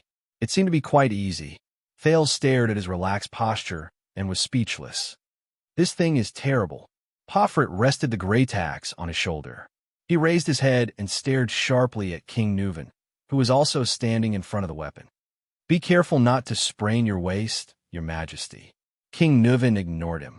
The old king only extended one hand and pressed it gently on the axe's handle. He pinched a few spots, then took a deep breath and grabbed the handle with both hands. Thales furrowed his brows. His thoughts were similar to Pofrit's. After all, King Nuven is already 7. Before he could finish his train of thought, he saw the old king clench his teeth and raise his giant axe steadily. King Nuven even gently tossed the axe. The blade flipped in the air and returned to his hand along with the handle. Thales stared at the old but vigorous King Nuven. His jaw dropped in shock. Like Pofrit, King Nuven placed the great axe on his shoulder. It seemed to be the standard posture of holding an axe. He let out a long sigh. His gaze seemed to be brewing a storm. Don't worry about it. When I was fighting with the orcs on the battlefield, your father was still suckling in your grandmother's arms. King Nuven lifted the great axe onto his shoulder like Pofrit. King Nuven flashed a sinister smile. Brat, Pofrit's expression darkened. It seems that our king is still as graceful as ever. The bald Archduke Lekko sighed. If it were me, that axe would have don't celebrate too early. Archduke Trentida shook his head with a strange expression. In case something happens to our beloved king, isn't that what you want? Archduke Rockney unceremoniously mocked them. That damned king's selection.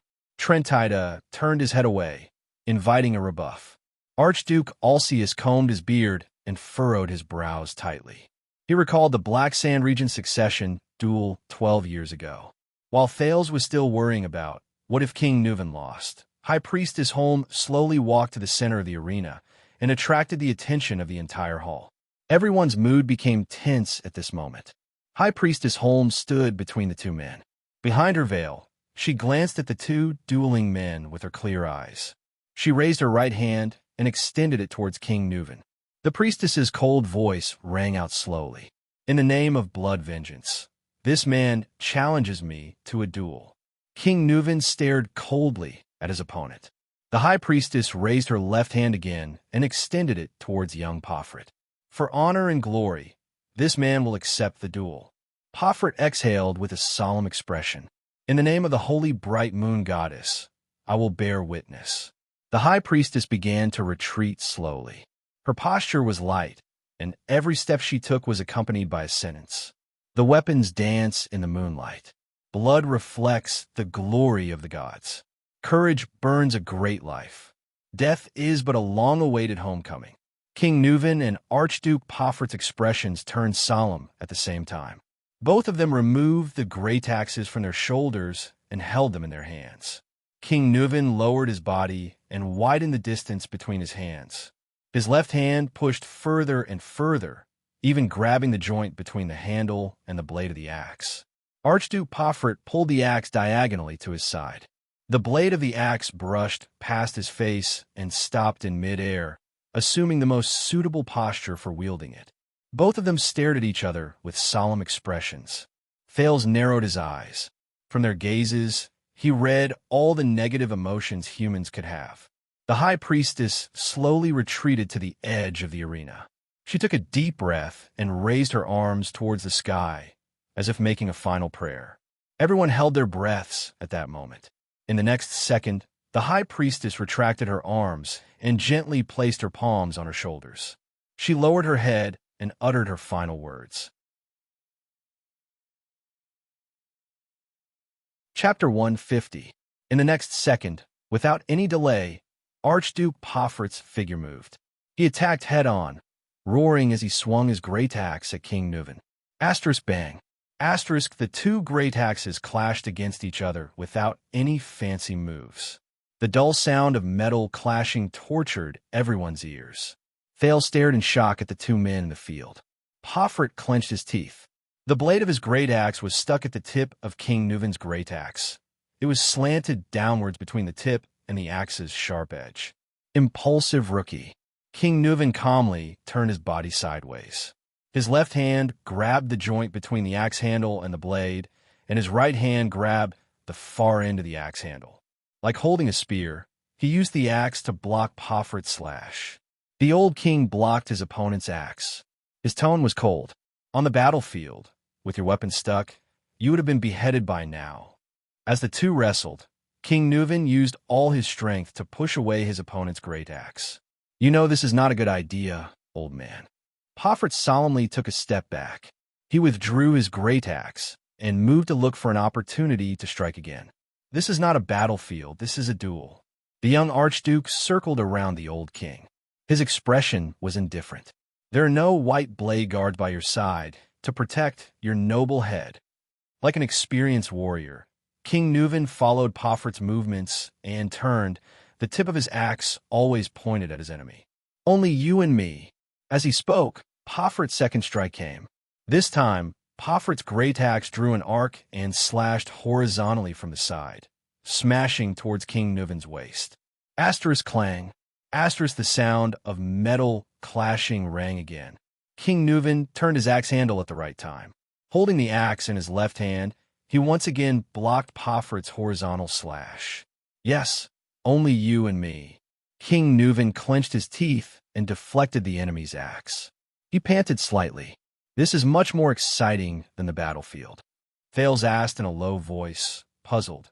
Are they all so familiar with swinging their axes? His Majesty is not a child who has never touched a weapon before. The Star Killer's expression was solemn. While explaining, he did not forget to jab at Thales.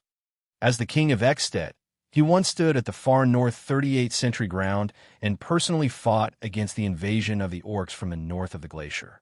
The skull of Syra Dark Thunder, the human slaughterer, is still hanging high up at the first lookout point, intimidating the glacier beastmen.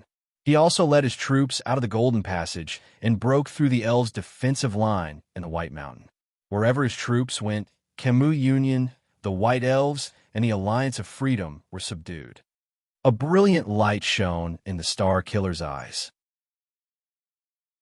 He was also the first northern sovereign in 300 years to conquer Broken Dragon Fortress and cross the border between Extet and Constellation. When it comes to battle experience, he won't lose to any of the battle-hardened warriors in the White Blade Guards. Poutre raised his eyebrows, and Thales stuck out his tongue. In the arena, Poffert swung his great axe again and collided with King Nuven's weapon in the air. Bang! The axes collided and sparks flew everywhere. King Nuven did not seem to be able to do as he wished. He gritted his teeth and braced himself against the great axe. His arms trembled slightly. Are you tired? Poffert seized the opportunity when King Nuven took a breather. He roared and shook his arms. Old man, King Nuven was forced to take a step back. While he was still adjusting his body, Poffert swung his axe again and chased after him. Clang! King Nuven once again parried the enemy's fierce attack. From the beginning until now, he had been passively defending. But this time, the enemy's attack did not end so easily. A surge of power surged into Poffert's arms. His eyes were burning like a warrior who had gone berserk. He roared and swung his axe again, striking the king's left leg. In Thales' wave vision, Poffert was filled with bright light. It was concentrated in his arms and flashed continuously. The power of eradication. Seeing that his king was in danger, Nicholas remained calm. He briefly explained, Beacon Illumination City's unique combo axe technique has given birth to at least 3 types of power of eradication. The old king roared and used all his strength to pull back his great axe. He struck Poffert's great axe away, and the 2 axe blades clashed in the air, creating sparks. Clang! The king blocked Poffert's axe. But unlike before, the old king did not manage to lock Poffert's axe in this strike. Poffert had no intention of stopping either. His axe spun in the air. Under its master's crazed expression, it brought with it a strong gust of wind as it chased after the king's head. Panting, King Nuven struggled to adjust his posture. He lifted the heavy axe handle to his side and forcibly parried Poffert's attack. Bang! A loud noise was heard. Thales subconsciously covered his ears with his hands. But Poffert, who was supported by the power of eradication, did not get his axe stuck like the previous few times. He reacted quickly and reversed the axe. It slipped away from Nuven's block in an instant. The next moment, the young archduke pursed his lips and pushed with both hands, thrusting the sharp tip of the axe forward. It was a sudden stab at the opponent. In the face of the enemy's sudden attack, King Nuven, who was powerless, had no time to retract his heavy axe. He could only watch the tip of the axe stab towards his face, until the tip of the axe pierced straight into his left cheek. Ah! King Nuven roared indignantly. At that moment, Thales felt his heart skip a beat. In the nick of time, King Nuven suddenly turned his head sideways. Rip! The tip of the axe grazed the king's face, drawing blood. It also caused a wave of exclamations in the hall. With a terrifying scar that stretched from his cheekbone to the side of his left ear, King Nuven narrowly avoided the fatal tip of the axe. Blood dripped onto the ground. The king then gritted his teeth, mustered all his strength, and swung his axe horizontally, forcing Pofrit to retreat. This was also Nuven's first counterattack. Pofrit nimbly retreated 3 steps, dodging the wind from the king's axe. At the same time, he left his opponent's attack range. Like many people in the hall, Thales heaved a sigh of relief and patted his chest to soothe his nerves. Perhaps all of you have forgotten something? Thales turned around and said worriedly, "That old man. King Nuven is already 70 years old. As the king of Extet, a duel is a test he must undergo." Nicholas' gaze did not waver, but his lips parted slightly. It has nothing to do with age. Every man in Northland has to undergo harsh combat training during their military service. Every suzerain of Extet has to do the same, and even awaken their power of eradication. Poutre explained to Thales, who had a strange expression on his face. This is how the country is, and the customs of the people dictated. My God! Thales rolled his eyes and shrugged helplessly. I'm so lucky to be born in Constellation and not Extet. Hearing this, the Star Killer smiled indifferently. It's still the same old saying, welcome to Northland. Thales shook his head and turned his gaze back to the arena. Poutre's expression changed as he looked at Thales' back. Being born in Constellation is a kind of luck. Poutre sighed silently. It's too early to say that, young prince. Ha. The young archduke looked at the blood-covered, panting king with satisfaction. He gritted his teeth and laughed nastily. How many rounds has it been? Old man, you're already at your limit. Nonsense, brat. King Nuven propped his axe on the ground and used his left hand to wipe away the blood on his face. Without showing any sign of weakness, he retorted, I've just warmed up. You're 70 years old. Pofrit weakened the king's imposing manner with his words and prepared for the next wave of attack. Not only have your muscles withered, but your power of eradication has also deteriorated, right? King Nuven inhaled and smacked his lips ferociously. Brat, how many battles have you fought? How dare you say this in front of me? Pofrit began to laugh strangely. Yes, I still remember 12 years ago, when my grandfather was still alive, you gathered the armies of the 7 archdukes. With unprecedented pride, you went south to Constellation. As he spoke, Pofrit swung his axe without warning. Asterisk bang. Asterisk the blade of the axe ruthlessly struck the great axe that King Nuven had raised. This time, the young archduke roared and pressed his entire body forward, wrestling with King Nuven head-on. King Nuven was pushed back 2 steps before he could stabilize himself. His face was contorted as he struggled to resist the young and aggressive archduke. His arms could not stop trembling. You were strong, fierce, and in the prime of your life. Gritting his teeth, Pofrit pushed the axe in his hand forward and easily suppressed the aging king. You were strong, fierce, and in the prime of your life. You weren't like this sickly and broken man now. In the next second, the old king finally lost his strength. He was pushed away and fell to the ground. His weapon fell to the ground. Asterisk clang. Asterisk, many people held their breaths. Pofrit mercilessly smashed his axe down. The old king rolled away in a disheveled manner, and the axe smashed hard on his left side. Asterisk bang. Asterisk, the force was so great that the stone floor caved in. The hall burst into an uproar. Damn it. Thales turned around in frustration. This is what I'm worried about. Keep watching. Nicholas said coldly, although his furrowed brows had already betrayed his emotions. On the battlefield, until the last moment, panting, King Nuven quickly picked up the giant axe that had fallen to the ground with a reaction speed that was beyond his age. The young Pofrit withdrew the giant axe that had been plunged into the ground. He seemed to have used too much strength in the attack just now. He was also slightly panting. At that time, my grandfather was wearing a military uniform and armor, panting as he stood beside you. He was like a toothless tiger, old and ugly. Poffert's expression was calm as he carefully observed King Nuven's movements. Your grandfather and father were much better than you. King Nuven spat on the ground and slowly stood up. But you just can't nurture them, can you? Poffert's gaze shifted. The moment King Nuven stood up, he swung his axe with all his might. Taking advantage of the other party's unsteady footing, he smashed Nuven until he knelt on one knee. Can't nurture them? Poffert sneered and waved his giant axe. Once again, he pushed Nuven back. The latter half-knelled on the ground, panting continuously. To you, Beacon Illumination City is a tamed, well-fed hound, isn't it? A hound that is at your beck and call? Poffert laughed and once again knocked down the old king, who was trying to get up. Every time King Nuven tried to stand up again, he was interrupted by Poffert's attacks. The common-elected king of Extet could not even get up to face the enemy.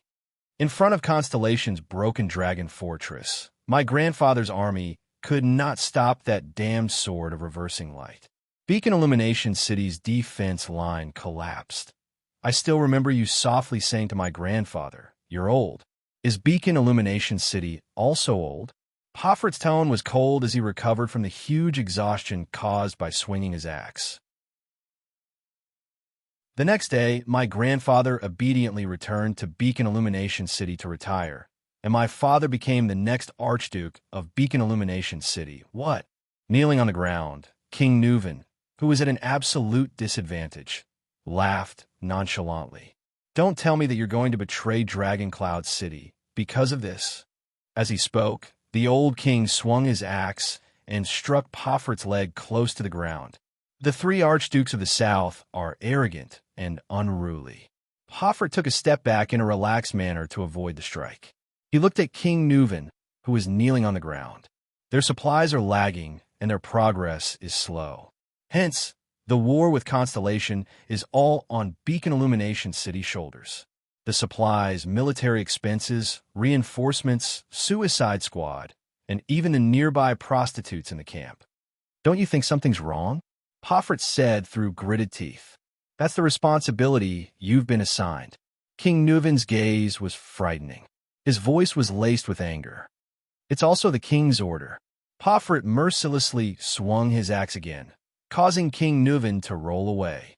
This time, Nuven, who had expended a lot of energy, could not completely parry his opponent's attack. The axe grazed the old king's left arm, causing blood to spurt out. This is bad. Thales thought to himself. This is bad. To hell with your order. How many soldiers and men have we sacrificed in order to take down that damned broken dragon fortress? More than half of them are from Beacon Illumination City. The young Archduke shouted angrily. I watched the dead and injured soldiers return to their tents with numb expressions, lamenting about when they would be able to go home. The next day, they were sent as the first wave to attack the fortress. Like targets, they depleted the fortress's crossbows, arrows, kerosene bombs, huge logs, rolling stones, mystic guns, and soldiers. Poffert pounded his chest. His gaze was fierce. They were sent to their deaths. On the other side, the elite soldiers of Dragon Cloud City were laughing and singing, enjoying the best wine, food, and women, and the privilege to attack the fortress at the most critical and relaxing moment. After Father took office while trembling with fear, what else could he do in front of you? He could only be crazier, more magnanimous, and send all of our soldiers to their deaths at the fortress regardless of the cost. In exchange for your trust, King Nuven grabbed the handle of his axe and parried another attack from his opponent. Then, he lay on the ground and panted. Poffert began to pace around King Nuven. He switched the position of his left and right hands at the right time to reduce the consumption of holding the great axe with both hands. You actually sat in the tent under the protection of the White Blade Guards and righteously questioned Grandfather and Father why Beacon Illumination City couldn't stop Horus Jadestar. Couldn't stop that damned butcher of Constellation. Couldn't stop the most elite and craziest royal guards he brought from Constellation. Horus Jadestar. He recalled what Tolja of Black Sand region told him about the final story of the Sword of Reversing Light. He turned his head and looked at Putre and Nicholas. The former did not say a word, while the latter pursed his lips, looking unhappy. "You talk a lot of nonsense." King Nuven wiped the blood off his left arm on his clothes so that it would not affect his grip. He raised his head, his gaze fierce. "On the battlefield, those who talk the most die the fastest." Pofrit answered him with a merciless slash. Asterisk bang. Asterisk King Nuven trembled as he parried the trajectory of the axe. He was already at an absolute disadvantage. "Go to hell, Nuven Walton." Pofrit spat, his face full of resentment. "Conqueror of Broken Dragon Fortress, do you think you're worthy?" King Nuven got up on one knee, holding the great axe in his hand. He looked at Pofrit ferociously, as if he was preparing for the most crucial counterattack. Once again, Pofrit did not stop. His axe struck the handle of Nuven's great axe. Asterisk clang.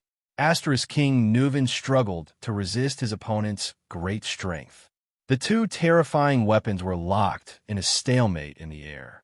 "You told everyone to pack up and go home just because of the Fortress Treaty. At least you pretended to comfort and explain to the other archdukes. And to us, to Beacon Illumination City, no land, no spoils of war, no rewards, no consolation. You told us to leave with a wave of your hand." Pofrit gritted his teeth, looking crazy. "I personally sent your grandfather and your family to the position of Archduke of Beacon Illumination City. I trusted him." King Nuven clenched his teeth, his expression furious. "I ignored them because they were my most capable assistants. Bullsh Asterisk T-Trust, they're not even worth a penny." Pofrit roared. "Countless corpses of Beacon Illumination City soldiers are buried in the fortress in Constellation.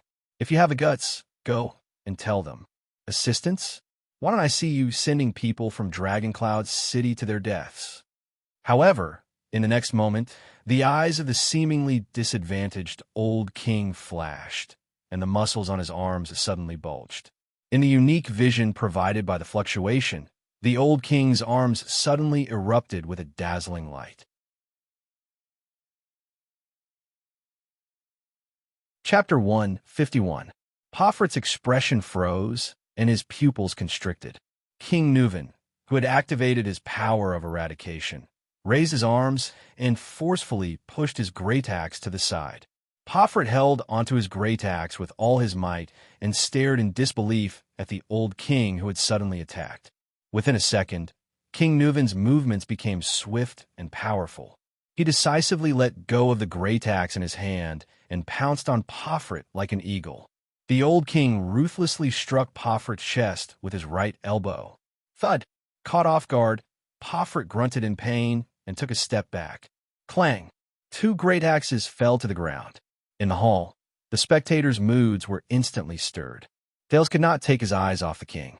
He almost forgot to breathe. The king's counterattack had arrived.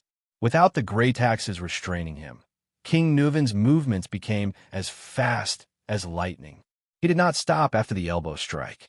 Instead, he steadily hugged his right arm and did not stop his feet. With a terrifying momentum, his right shoulder crashed into Pofrit's chest. Pofrit instantly lost his balance. The young archduke felt a tightness in his chest. He gritted his teeth in pain and kept retreating. Beautiful! Marquis Shiles clicked his tongue in admiration. The tables are always turned in an instant. With a ferocious expression, King Nuven stepped forward. You talk too much. Whoosh. King Nuven clenched his right fist and swung it violently in the air, causing the wind to howl. Never a good ending.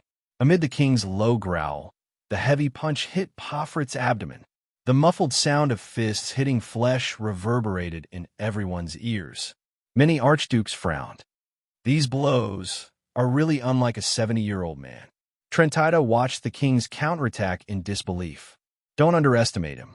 Archduke Alcius's expression was solemn. He is the sentinel of the glacier defense line.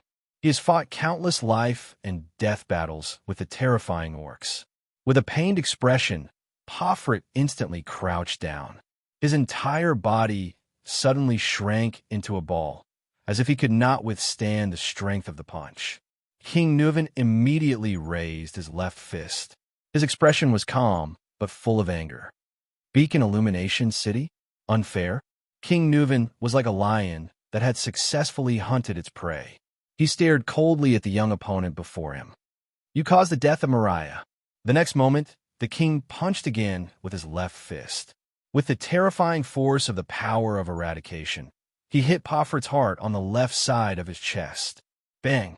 A terrible dull sound came. Poffert's body shook violently under the punch, like a leaf floating powerlessly in the water. As he watched his opponent tremble, King Nuven spat viciously. Coward! It was only then that Thales relaxed. Phew! You scare me to death at this moment. Wait, Nicholas said warily. Something's wrong. King Nuven's expression changed drastically as he punched. The next second, Poffert roared and raised his head, straightened his chest, and stretched out his curled body. His gaze was fierce. Only then did everyone see the battle situation clearly. The punch that King Nuven used to land on the Archduke's chest was being held tightly by Poffert's hand. There was no solid hit at all. Thales immediately felt a chill in his heart. In the next moment, Poffert grabbed King Nuven's fist with his left hand and abruptly pulled it backward, pulling King Nuven towards him at lightning speed. Then, he raised his right elbow and aimed it at King Nuven's face. Thud! Poffert's elbow landed heavily on the old king's skull. A terrible dull sound echoed in the hall. However, this time, the two parties engaged in a hand-to-hand fight had switched to offense and defense. King Nuven seemed to be dizzy from the ferocious elbow strike. As he swayed, he fell backwards. Thud! King Nuven fell hard on the ground. His head landed solidly on the stone bricks. Some of the spectators could not help but cry out in surprise. Thales stared blankly at the reversal of the battle. I've been waiting for this strike for a long time, Your Majesty. Poffert laughed and rubbed his chest, which had just suffered a heavy blow. His tone turned cold. To think that I said so much nonsense to lure you into taking the bait. King Nuven shook his head strenuously, as if he had lost his sense of direction and vision.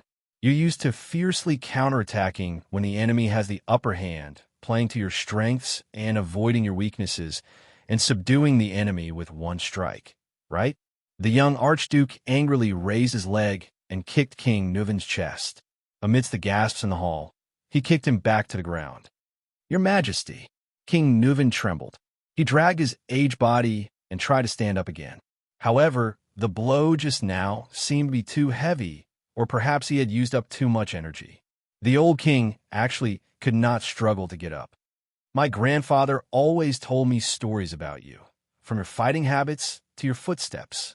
Archduke Poffert panted and flashed a ferocious smile. My grandfather, do you still remember him?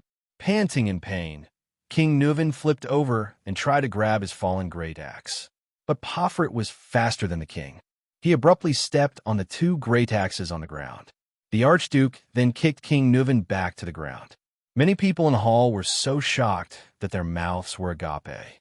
Although they had expected it, when it really came to this, when I was young, my grandfather always said that there was a generous and just king in Ekstedt. He said that you clinked glasses with him and Archduke Stustel in the camp of the century. Poffert picked up a great axe from under his feet. His gaze was bleak. But what did I see? They were the Archdukes of Beacon Illumination City for 2 generations. They were subservient, fearful, and lived worse than dogs in front of you. Grandfather died of depression on the way back to his hometown. Father trembled in fear and wore a distressed expression all day long. He was afraid that he would disobey you and lose Dragon Cloud City support. Even on the way back, he had to prepare camp prostitutes for you. Poffert looked at the king and growled indignantly. They all lived in your shadow. They suffered humiliation, fear, and pain. The young Archduke swung his axe at him. King Nuven panted. He had no choice but to abandon his weapon and roll away from Poffert's attack range. Asterisk bang. Asterisk the axe hit the ground with a loud bang. Stone chips flew everywhere. Poffert exhaled and panted for 2 seconds. Then he picked up his great axe and walked towards the defenseless King Nuven, who was panting on the ground. Many people in the Hall of Heroes clenched their fists. It's over. Marquis Shiles slapped his face in pain. The crystal drop mine contract with Dragon Cloud City. Poitre narrowed his eyes. No one knew what he was thinking. Thales did not speak. His heart was heavy. Now, he truly began to think about what would happen after Nuven's death. Shiles only had to worry about his contract. What he had to worry about was his own life. Pofrit walked towards the king step by step with the footsteps of death. Hey, Archduke Letko, who was watching the battle, sighed. Is this the end? Archduke Rockney pursed his lips tightly. Alceus had a complicated expression on his face. Trentida rolled his eyes, deep in thought. No one answered him. At this moment, to everyone's surprise, King Nuven suddenly laughed strangely. Ha ha, I figured it out. Panting, King Nuven threw his head back and laughed. Your father's death was because of you, wasn't it? Pofrit's gaze suddenly froze. The sudden death of the former Archduke of Beacon Illumination City. In an instant, the young Archduke's expression became incomparably ferocious, as if his deepest past had been touched. The secret room has been suspicious for a long time. Your father's death was too strange. He suddenly fell ill in the prime of his life. The defenseless old king gritted his teeth and stood up with all his might. He glared at Pofrit. It was you, Concrete Pofrit. King Nuven's words cut Pofrit's heart like a knife. It also made the other people in the hall tremble with fear. It was his favorite son and heir. Nuven's expression was solemn. His gaze was complicated. You killed your own father, didn't you? Pofrit's axe-wielding hand began to tremble. His face was contorted and his teeth chattered. No, Pofrit's face was pale. His lips trembled, and he subconsciously raised his great axe. No, the young Archduke took a deep breath. I didn't. He raised his head abruptly and glared at King Nuven with eyes full of hatred. I didn't kill him. With a furious roar, the young Archduke swung his axe and struck the king. Asterisk bang. Asterisk King Nuven dodged the fatal blow in a flustered manner. As he retreated, he fell to the ground again. Pofrit's power of eradication once again increased his arm strength and speed. The Archduke roared and instantly pulled back his axe. In a frenzy, he raised the great axe with both hands and stabbed the tip of the axe at King Nuven, who was lying on the ground. Under everyone's nervous and fearful gazes, King Nuven roared and reached out with both hands to grab the handle of the axe that was stabbing towards him. The old king dangerously blocked the blade and the tip of the axe in front of his chest. Another gasp could be heard in the hall. Thales was dumbfounded as he stared at the king, who was forced into a corner. My father was accidentally injured. It was bad, very serious. Pofrit murmured with a sorrowful expression. I did nothing. I just let him sleep in peace. He didn't live a happy life anyway. From then on, there was no more anxiety, no more fear, no more anxiety. At the same time, the Archduke who was wrestling with King Nuven did not stop. He pushed the blade of the axe towards the king with all his might. He roared madly. No more nightmares from Dragon Cloud City. King Nuven gripped the handle of his opponent's axe tightly and moaned in pain. But his face was flushed and his arms trembled more and more violently. After roaring, Pofrit came back to his senses. His gaze gradually focused, becoming firm and numb. From that moment on, I will bear the humiliation and pain of Beacon Illumination City. I will end it. Watching the tip of the axe getting closer and closer to his chest, King Nuven's old face contorted in pain and suffocation. Ha! Even if you kill me, you are still a coward. The powerless old king refused to show weakness. He gritted his teeth and said, Ha! Even if you kill me, you are still a coward.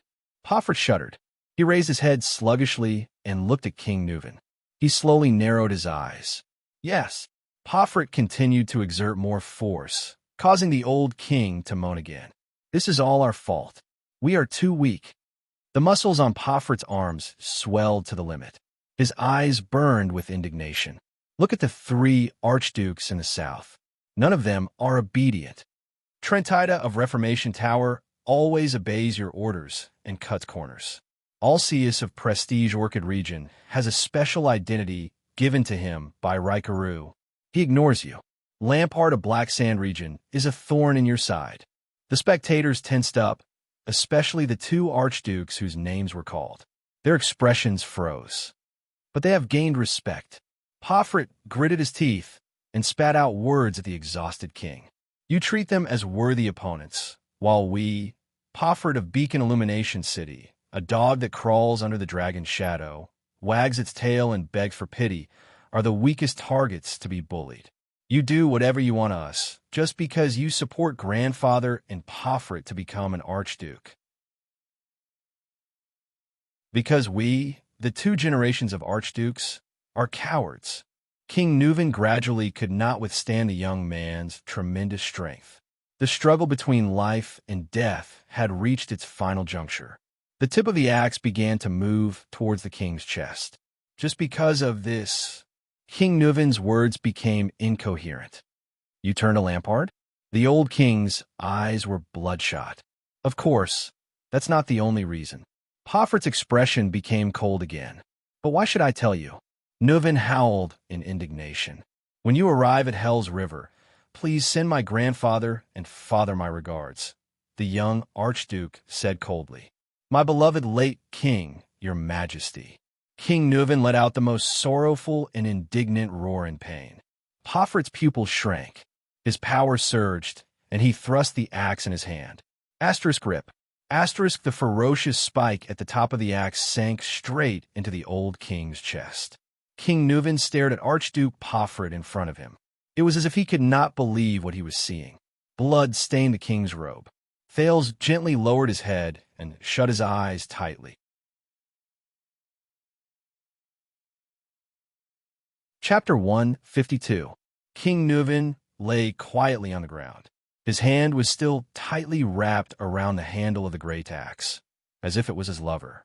The two sharp spikes in the middle of the axe blade sunk deep into his chest. Everyone in the Hall of Heroes watched the scene unfold before their eyes. Shock, doubt, sorrow, and grief. Countless emotions intertwined. The victor of the duel, Archduke Pofrit, was sweating profusely. His hand on the handle of the axe slowly slid down.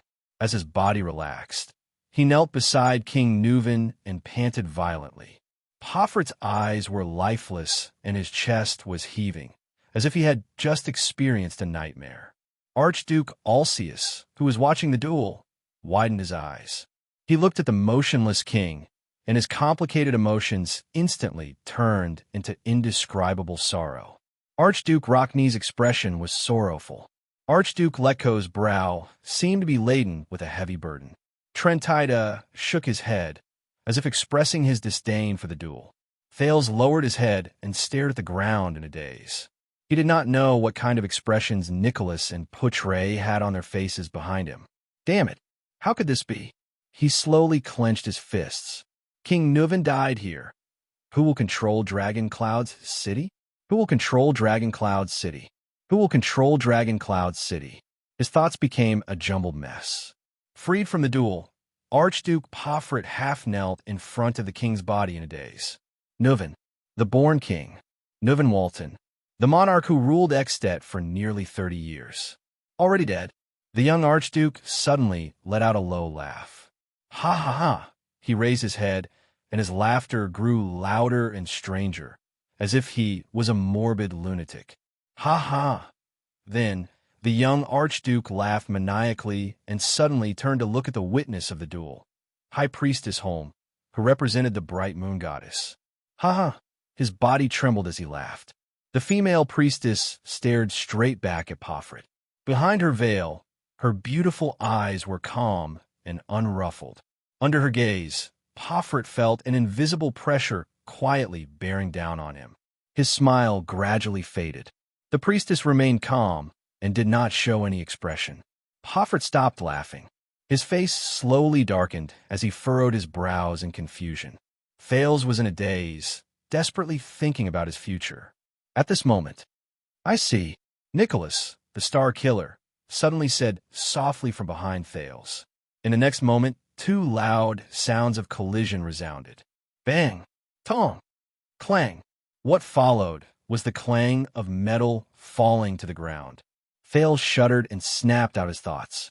At the same time, many people in the Hall of Heroes exclaimed in disbelief. Thales raised his head swiftly. Then his eyes widened and he frowned. He saw the most unbelievable scene. It couldn't be. The shocked Thales even forgot to breathe at that moment. King Nuven, who was supposed to be lying dead on the ground, had somehow struggled to his feet. Instead, he pinned Pofert face down onto the ground. The great axe which had pierced through the king's chest lay at their feet, still trembling. Like the others, Thales stared fixedly at the scene before him in bewilderment and confusion. The old king of Ekstedt had a fierce and aggressive expression on his face. His left arm was in the shape of a ring, tightly gripping Pofert's right forearm from behind.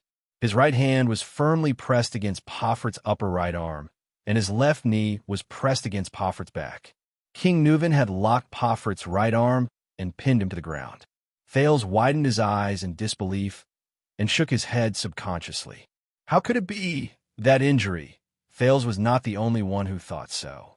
Everyone in the hall, from the archdukes to the vassals, from the servants to the guards, were shocked to see this unbelievable and incomprehensible turn of events. No, you clearly, amidst the intense pain, panic, and fear, Grand Duke Pofert, whose right arm was locked and whose head and face were pressed to the ground, desperately exerted his strength in an attempt to break free. At the same time, he shouted with a face full of fear, "No, impossible!" He could not believe that the king, who had been pierced through the chest by his axe, could stand up in an instant, as if he was unharmed. The old king's right chest and the front and back of his robes were soaked in blood. It looked extremely terrifying. But at this moment, it was as if the injury did not exist. It did not affect the king's movements at all. It was as if King Nuven had just been pricked by a needle. Thales turned his head abruptly and anxiously asked the only supreme class elite here. How could silence? Nicholas interrupted him in a hurried tone. The Star Killer stared at the scene, unwilling to let go of any detail. Finish looking at it. It's not over yet. Poutre, on the other hand, was astonished, as if he could not accept this fact. Impossible? Nuven VII's face was flushed after being resurrected from the dead. The king pressed down with his right hand and retracted his left. His muscles trembled as he slowly exerted force and tightened. Using Pofert's elbow as a fulcrum, he began to pry Pofert's locked forearm in reverse. The old king gritted his teeth, and his face was ferocious.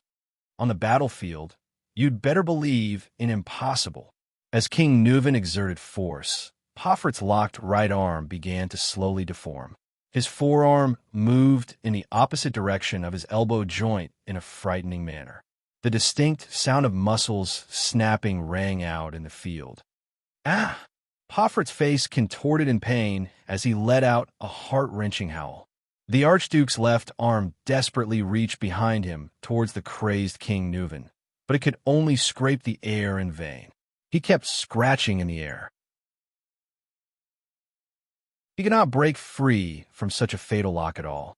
I killed you. I clearly killed you. Pofert's neck was pressed against the floor, and he could not stop twisting in inhuman pain. He screamed in pain, "You're dead." Is that so? King Nuven, who was firmly suppressing his opponent, revealed a ferocious expression mixed with hatred and madness. His words were as piercingly cold as the wind. Perhaps I'm not completely dead enough. As he spoke, Nuven VII continued to exert force with his hands methodically. The frightening cracking sound from Pofert's forearm continued to ring out. It sent a chill down Thales's spine. The young Archduke struggled frantically.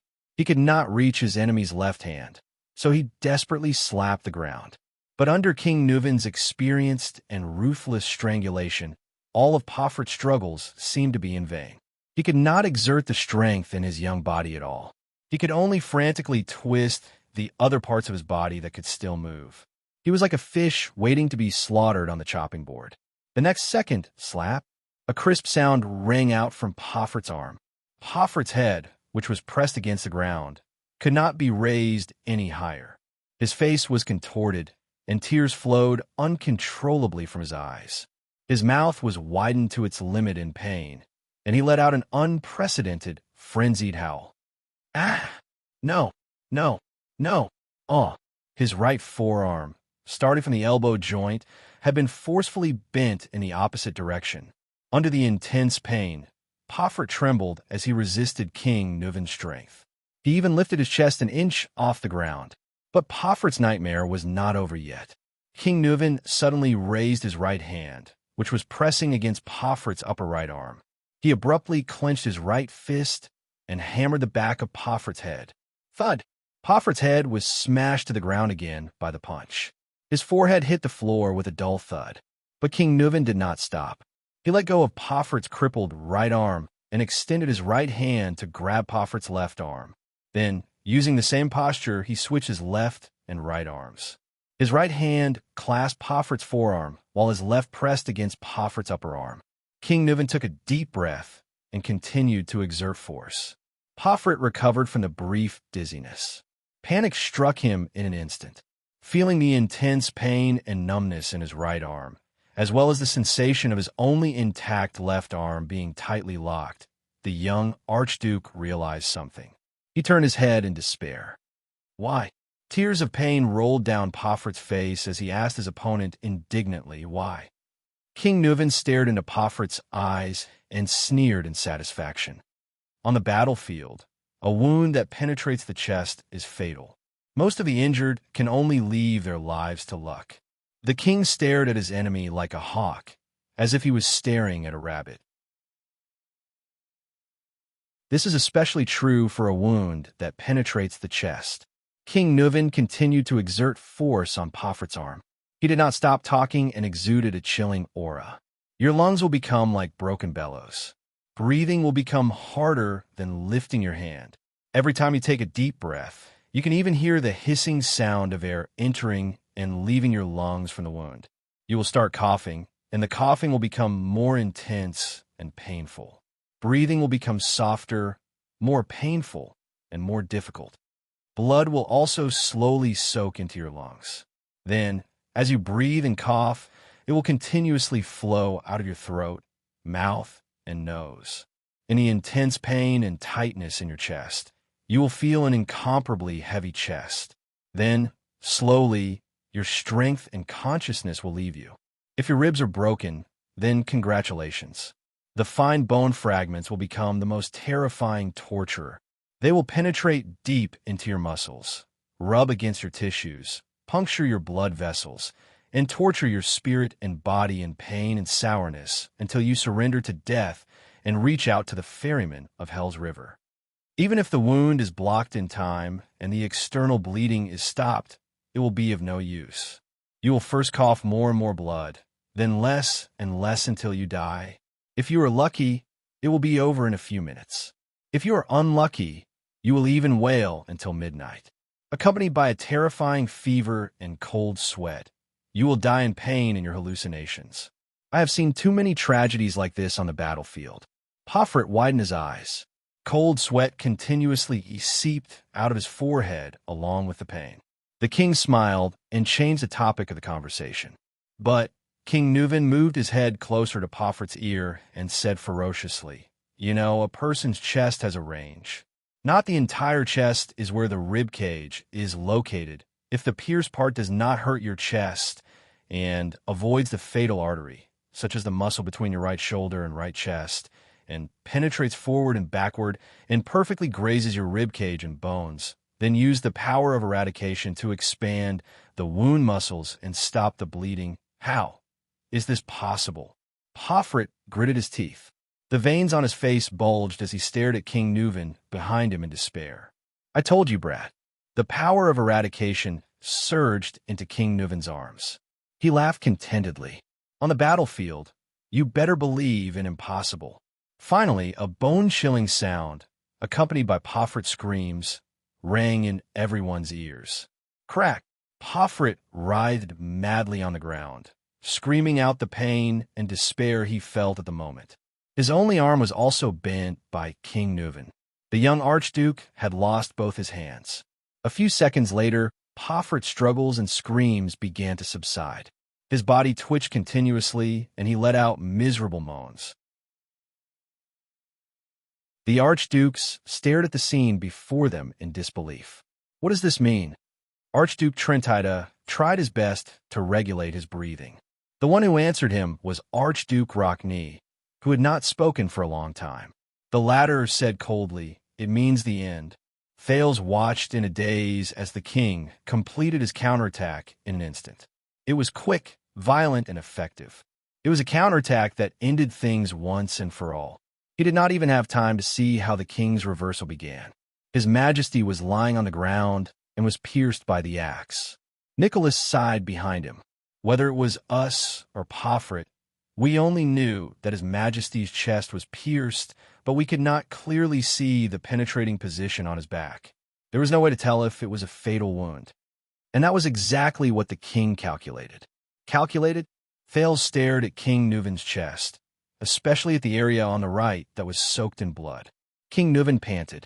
He flung away his enemy's useless arm and stood up. At that moment, Thales felt that this valiant figure was incomparably tall. King Neuvin looked around at the people in the hall. He was greeted by different gazes and breaths, ranging from excitement, surprise, and doubt. Wine. King Neuvin suddenly roared loudly. Strong rye wine. Thales was momentarily stunned. The strongest kind.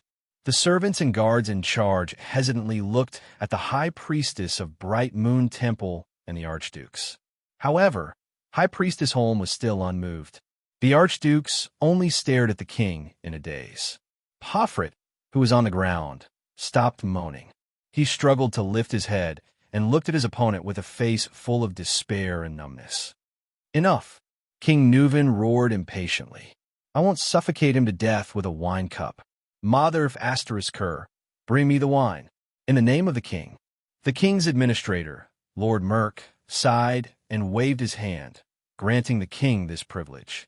A wooden barrel full of rye wine was quickly carried to the hall. King Neuvin grabbed the metal wine cup that was brought over, opened the lid of the barrel, scooped up the wine, threw his head back, and poured it into his mouth. Wine seeped from the corner of his mouth and flowed through the king's short beard that stretched from his chin to his neck. The old king downed the wine in the cup in one gulp, wiped his chin happily, and scooped up another cup. This time, King Neuvin tore off the clothes on his right shoulder, revealing his aged but still firm muscles. The wounds caused by the axe just now were obvious. There was one on his chest and one on his back, but they were all away from the center of his chest and even close to his shoulders. The wounds had already been filled up by the compression of his muscles. Gritting his teeth, King Neuvin raised the wine cup and poured the wine on his wounds. The muscles on his right shoulder trembled and shivered under the strong wine. However, King Neuvin's expression was as cold and indifferent as usual. It was as if the wine that had soaked his wounds was not strong wine. Everyone in the hall watched this scene in silence. No one interrupted him. On the ground beside him, Archduke Pofret, whose arms were broken, growled in a low voice. Once again, his eyes were filled with indignation and hatred. He used his head to prop up his upper body and tried to get up with the help of his knees. What welcomed him was a heavy, merciless kick from King Neuvin on the Archduke's back, forcing Pofret back to the ground. Pofret first let out a painful groan. Then his groan turned into an indignant roar. No, how did you do it? The young Archduke's face was gloomy. He glared at King Neuvin as if he wanted to dig a piece of flesh out of him. Did you think you could pierce my chest with the axe so easily? King Neuvin's expression remained the same. He scooped up another cup of wine and drank it in one gulp. Brat, I lured you to stab me. My strength is not as good as yours. Neither is my endurance. In a battle with a great axe, I would lose sooner or later. King Neuvin stepped on Pofret's back and spat at him in disdain. But even a supreme class elite, once he lets down his guard, King Neuvin's eyes shone brightly. You're useless. Pofret's eyes widened.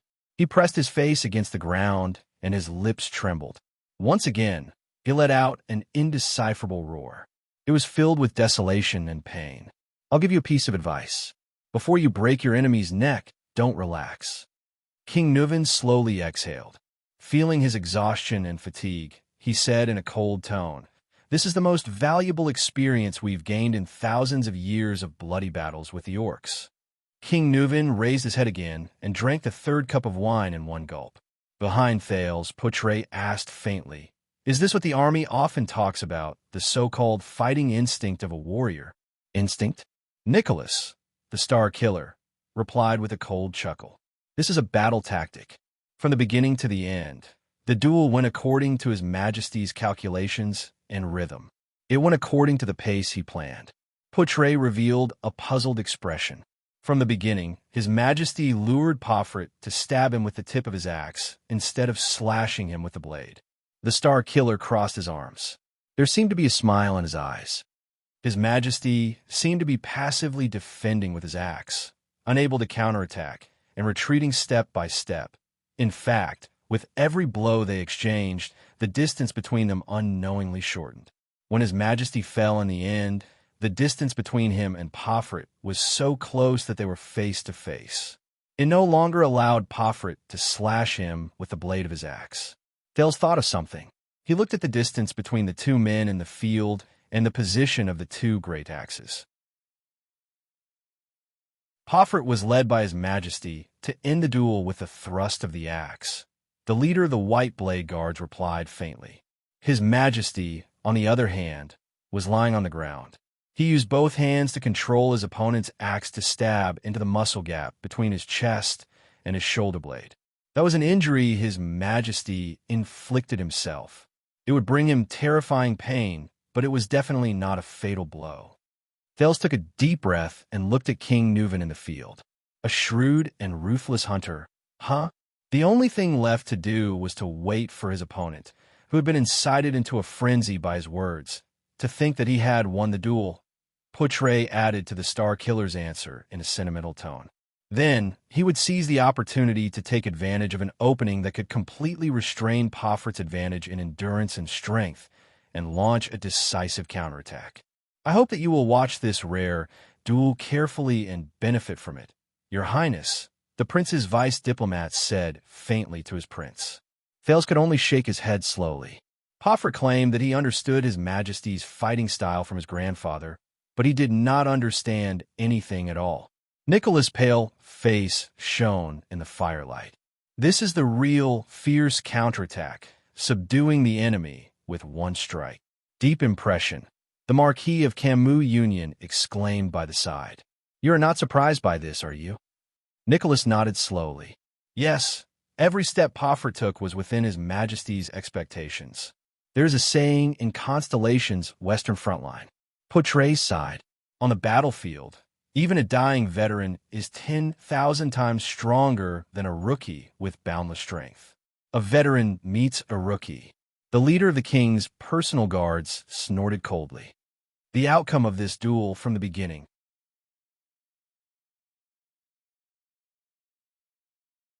Chapter 153. The king had drunk enough. He threw the goblet down and exercised his joints. Brat. He snorted at Pofrit, who was on the ground. You have the guts to mention the war 12 years ago. How much do you know about the tragedy and bloodshed 12 years ago? With a disdainful gaze, King Nuven stared at his prey, who had lost both his arms. You are nothing but a suzerain's heir whom he dotes on. Your grandfather only keeps you in the safest main camp. He doesn't even let you transport the supplies. In Thales' eyes, the young Archduke's eyes were bloodshot as he stared blankly at the front. It was as if he had even forgotten the pain in his arms. But maybe your grandfather was right. If you were sent to transport the supplies, and if you encountered Horus Jadestar, who would sneak around and attack the supplies. At this, King Nuven's face darkened. F***CK, then there wouldn't be so many F***King problems. A few seconds later, Pofrit, who was pinned to the ground, let out an indecipherable laugh. As for the so-called shock you received in the war. Bullshit. King Nuven suppressed his anger until he could no longer suppress it. Without Dragoncloud City, without the Walton family, you are nothing. He let go of Poffert's foot and kicked Poffert's stomach. Thales frowned. He remembered his time in Abandoned House, the days when he was punched and kicked from time to time. After suffering the kick, Poffert curled up and moaned in pain. And you shouldn't have gone after Mariah. King Nuven lowered his head and growled with a pained expression. He thought you were his friend. Despicable traitor. Hypocritical coward. The enraged King Nuven kicked Poffert's chest again. Asterisk thud. Asterisk the dull sound was clear. Poffert curled up again. Under the heavy blow, he could not help but cough. Poffert's cough gradually eased. Then, his curled-up body stretched out again. His two folded arms looked extremely hideous. The Archduke laughed strangely, as if he was crying. Ha ha! Poffert suppressed his laughter, but in Thales' ears, it sounded so miserable and tragic. King Nuven's expression became increasingly hostile. He looked at his enemy and gritted his teeth. His expression was terrifying. The young Archduke abruptly stopped laughing. He raised his head and glared at King Nuven with eyes brimming with anger. That's right, I did it. Poffert glared fiercely at the old king. Panting, he said, Mariah only told me about his secret mission, to visit Constellation and renew the treaty. What an honor. You admit it. King Nuven's expression was solemn. His eyes burned with hatred and pain. You only have the guts to be a man when you're facing death, don't you? Yes, I don't have to waste any effort at all. I can use his trust in me to deceive him into going to Constellation. Poffert responded to the king with a mocking smile. Including his itinerary, arrangements, plans, and even the members of the diplomat group, King Nuven kicked Poffert's abdomen again. Poffert rolled away from King Nuven's side in pain. Just because you feel that you've been treated unfairly? King Nuven sneered. His voice suddenly rose. You killed my son and betrayed your friend. The so-called status in Beacon Illumination City is just an excuse you're looking for your selfishness and indifference. You can even betray your own father. What else can't you do? Poffert groaned in pain from his broken arms. His forehead was drenched in cold sweat, but when he heard the king's words, he lifted his head from the ground with difficulty and chuckled. Unfair. Poffert's laughter was strange and maniacal. My God, you really, you don't even blush. You're indeed our born king. Unfair? Ha! The next moment, Poffert's expression changed. He looked at the four archdukes. Stop pretending. All of you. The young archduke's words were filled with anger. Alcius, Trentida, Rockney, let go. Do you dare to swear to your ancestors that you're not grateful or happy for what I've done? Do you dare to slap your chest and say that you're not glad or happy about Mariah's death and the Walton family's loss of power and decline? The archdukes chose to respond with silence. Even the craftiest Trentida did not make a sound at this moment. Thales felt that the atmosphere in the hall had become very tense, as if the scope of the duel had expanded beyond the two of them. King Nuven did not say a word. Step by step, he slowly walked toward Poffert. Panting, Poffert shrugged his shoulders and struggled to crawl on the ground. Thales looked at the struggling archduke on the ground. He did not feel the slightest relief from the truth being revealed or the vengeance being avenged. All that was left was an indescribable sorrow.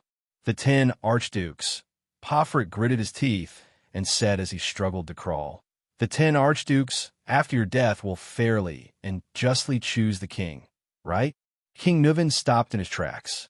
With his back facing King Nuven, Poffert crawled to the center of the hall. He tried his best to turn over and face King Nuven. To the south, you promised Reformation Tower a long time ago that you would arbitrate on behalf of Trentida and obtain the disputed territory at the border of Elifir City in exchange for his support. In your hands, you have little Alcius, who fled to Dragoncloud City after losing the fight for the throne. You have the bargaining chip to interfere with the inheritance of Prestige Orchid Region. No matter how dissatisfied Archduke Alcius is, he does not dare to voice his anger. Since your father, you have relied on Dragoncloud City's position to forcibly re-establish the trade route to the Glacier Sea in the northeast. You have threatened the Cameron family to cut it off unless they choose you as king.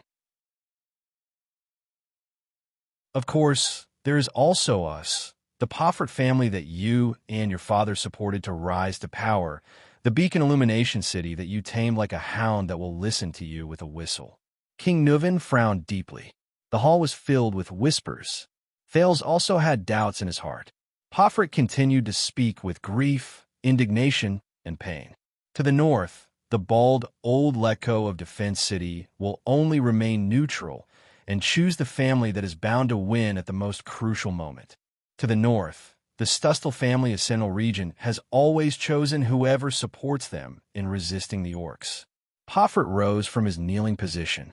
He straightened his upper body and turned his head abruptly to look at the ice-cold King Nuven. His voice was desolate. In the next King Selection Congress, you and your Walton family have already made arrangements for 4 of the votes. And with these votes, the 2 people in the north are destined to choose you. King Nuven's face turned green. His clenched fists made cracking sounds. In the future King Selection Congress, we so-called archdukes have no chance at all. Unfair. This is the real unfairness. Poffert roared in a low voice. His words sent a chill down the spines of everyone in the hall. Decades ago, before your grandfather died, he arranged for the king's selection and your father's coronation. Since then, all of you have used all kinds of disgusting methods to manipulate everything in the dark under the pretext of fair competition and open king selection, pushing the appointed person to the front and suppressing all dissenters and opposers. Our king selection is just a formality to send the appointed person to the throne. King Nuven strode forward. Thales sighed in his heart. Is this the truth behind the king's selection? He remembered what Poutre had told him about the history of the establishment of the Extet king selection system. The archdukes who had opposed each other since Rikaru's death. Poffert's face was filled with disgust as he stared at his livid opponent. From then on, the Archduke Walton of Dragoncloud City disappeared. There was only King Walton of Extet. Bah! He gritted his teeth as if he wanted to bite King Nuven into pieces. Don't you know why we call you the Born King? It's not because you are a genius or powerful. It's because you were destined to be the common elected king of Extet since you were born. You Motherf * King Born King.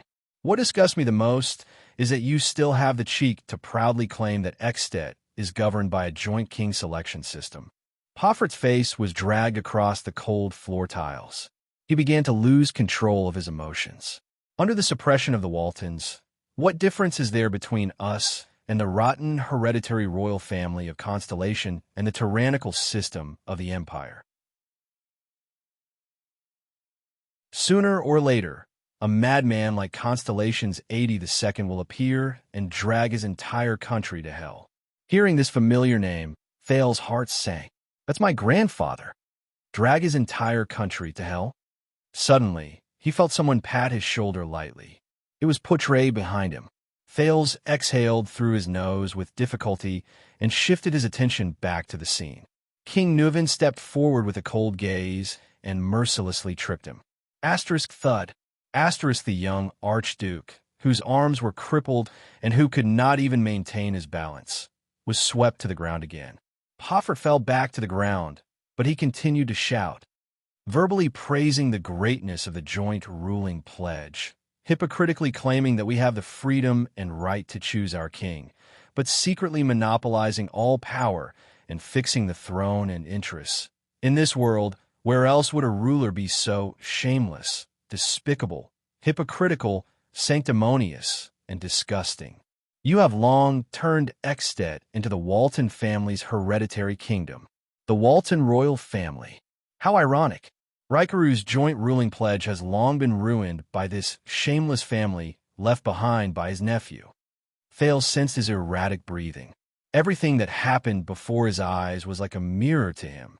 At that moment, as he listened to Poffert's accusations, he did not think of Extet. Instead, he thought of Constellation. It was Kessel's cold expression and the one-eyed dragon Koster's solemn gaze. It was the Hall of Stars' 6 great clans and 13 distinguished families, each harboring their own ulterior motives. Thales sighed softly in his heart and unconsciously clenched his fists. That's not all. Poffert used all his strength, swaying as he struggled to get up from the ground. Your father married his daughter to the previous Archduke of Black Sand Region a long time ago, trying to meddle in Black Sand Region's affairs by controlling the Lampard family's bloodline. You maliciously purchased crystal drop ores from Camus Union and transported them to Elifir City in the east at a low price. Nominally, it was to guard against the threat from the Eastern Peninsula, but in reality, it was to cut off the supply at a critical moment and force the Gadro family to submit. God knows what other tricks you prepared for the West, for Rockney of the City of Faraway Prayers. I'm guessing it's that Camian whose territory is close to the City of Faraway Prayers, the hypocrite marquis of Good Flow City, right? What is it this time? A contract that looks gorgeous, but is actually full of traps? Hearing this, Thales could not help but turn his head and look behind him. Marquis Shiles of Camus Union felt everyone's gaze. He coughed awkwardly and turned his head away. Poffert's face had long lost all color. He no longer tried to get up, but lay on the ground as if he had accepted his fate. His tone was sorrowful and low. That's not all. You also wanted to learn from Constellation in the south. You wanted to set up tax collectors who reported directly to the king throughout the territory. You wanted to take back the suzerain's jurisdiction in their own territories, and you wanted to send the king's officials throughout the country, starting from Beacon Illumination City. This humiliation, this oppression, this injustice. It's not just me, and it's not just a day or two. Hoffert panted, his voice becoming weaker and weaker. How can we not fight back? Fight back? So you caused Mariah's death? To take revenge on the Walton family? King Nuvin's gaze flickered slightly. By betraying a friend? Only a coward like you. Hoffert paused for a moment. His gaze became complicated and subtle. Yes, Mariah. Hoffert panted, his voice low. We used to be friends. I've also told myself that everything will be fine, but... Li Yundong's eyes widened. Nuvin Walton. The young Archduke's expression changed, as if he had painfully made up his mind about something.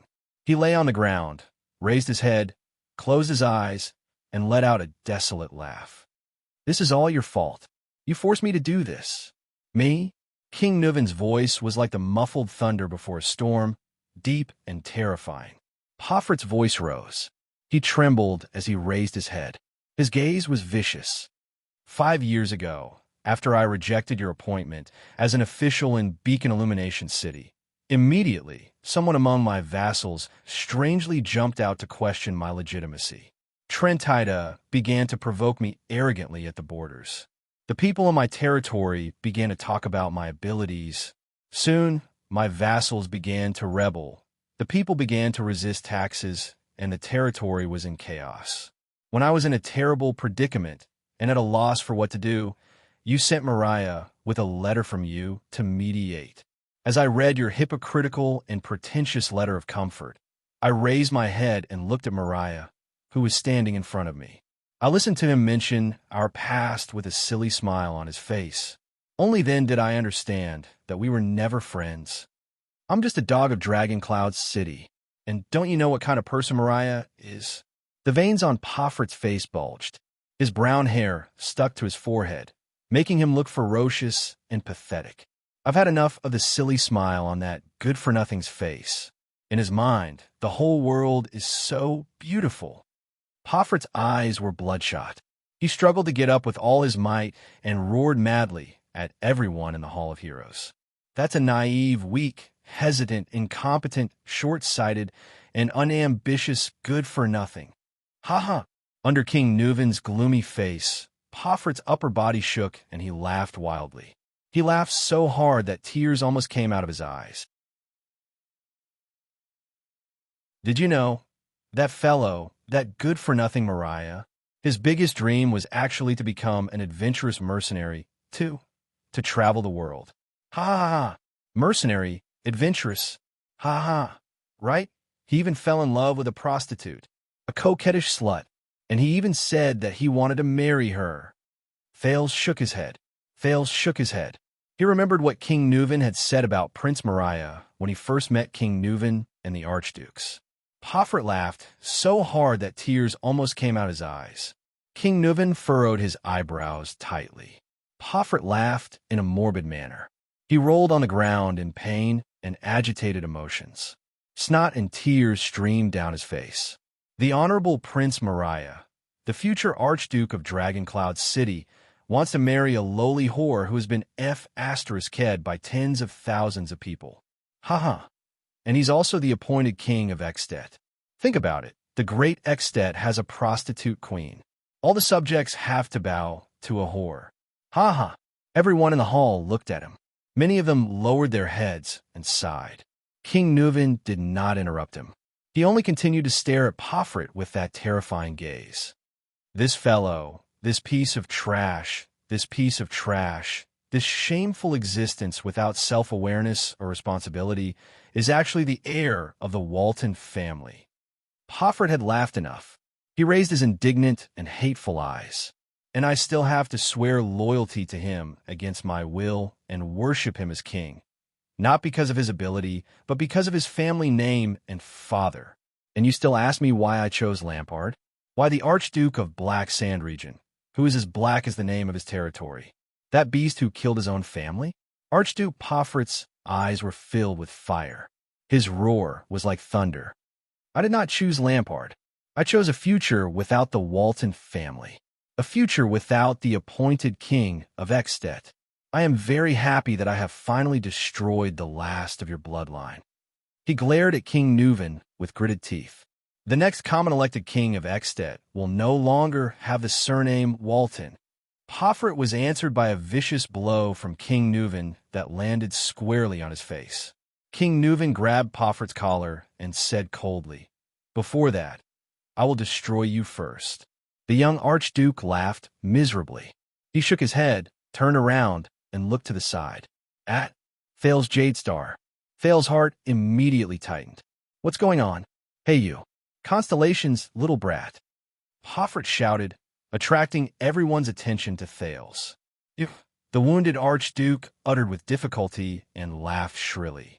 "You are very pleased with yourself, aren't you? A prince of Constellation flaunting his prowess in the capital of Extet, fooling a group of archdukes?" Thales frowned. He could feel the hostile gazes of the people in the hall. After all, he was in Extet. Your days will not last long. Poffret said resentfully, "Did you think that assassinating you was just an act of self-preservation?" Thales could not help but be stunned by the Archduke's next words. "You don't know how much they want your life." Enduring the pain in his arm, Poffret panted. "When I hired them, I figured out their motives. It's not just for money." Thales felt his breathing quicken. The young Grand Duke continued, "That's right. Even in their dreams, they want to kill the entire Jadestar family and take over Renaissance Palace. They are wanted criminals that everyone in Constellation wants to kill. Of course, they can't do it. But here, in Extet, when they accepted my money, they did not react at all." Poffret's eyes were like fire. But those killers, when they heard that the target was you, the heir to the Jadestar royal family of Constellation, the expressions on their faces, how excited they were. What killers?" Thales stared at him in a daze. A few seconds later, he reacted. "Who are they? Who else?" Poffret yelled with a delighted expression. "Of course, it's those sneaky assassins. Those pitch-black assassins. They were the ones who infiltrated Lampard's army and used his Mystic Gun unit to assassinate you under the fortress. They are the Jadestar family's greatest enemy." Thales stared at him in disbelief. Jadestar family's greatest enemy? The next moment, Poffret laughed maniacally and called out a name that made everyone frown.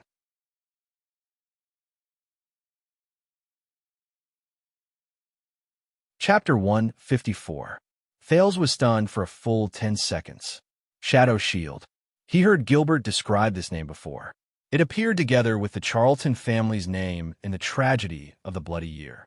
The direct murderer of the Jadestar royal family. He remembered the small stone jars in the Jadestar family tomb in Renaissance Palace. From the king's eldest son, Midier, to Horace, to the twin princes, Bancroft and Herman, and the youngest princess, Constance Jadestar. But Shadow Shield. Thales stared at Poffret in disbelief. "Assassinate me? How could?" His thoughts were quickly interrupted. Enough! King Nuvin's voice rang in the hall. As long as I am in Dragon Cloud City, the king threw Pofert down with a gloomy face. I will not allow such a despicable assassination to happen again. Humph! Pofert sneered and hissed a word through his teeth. Tyrant! King Nuvin narrowed his eyes and looked at his helpless enemy. In it all, Pofert curled his lips, and his expression was cold. I will watch from the bottom of Hell's river how your family is destroyed. In it all, King Nuvin gently clenched his fists and was silent for a few seconds. His eyes were filled with complicated emotions. Finally, King Nuvin closed his eyes and exhaled through his nostrils. The duel is not over, but I can give you a chance.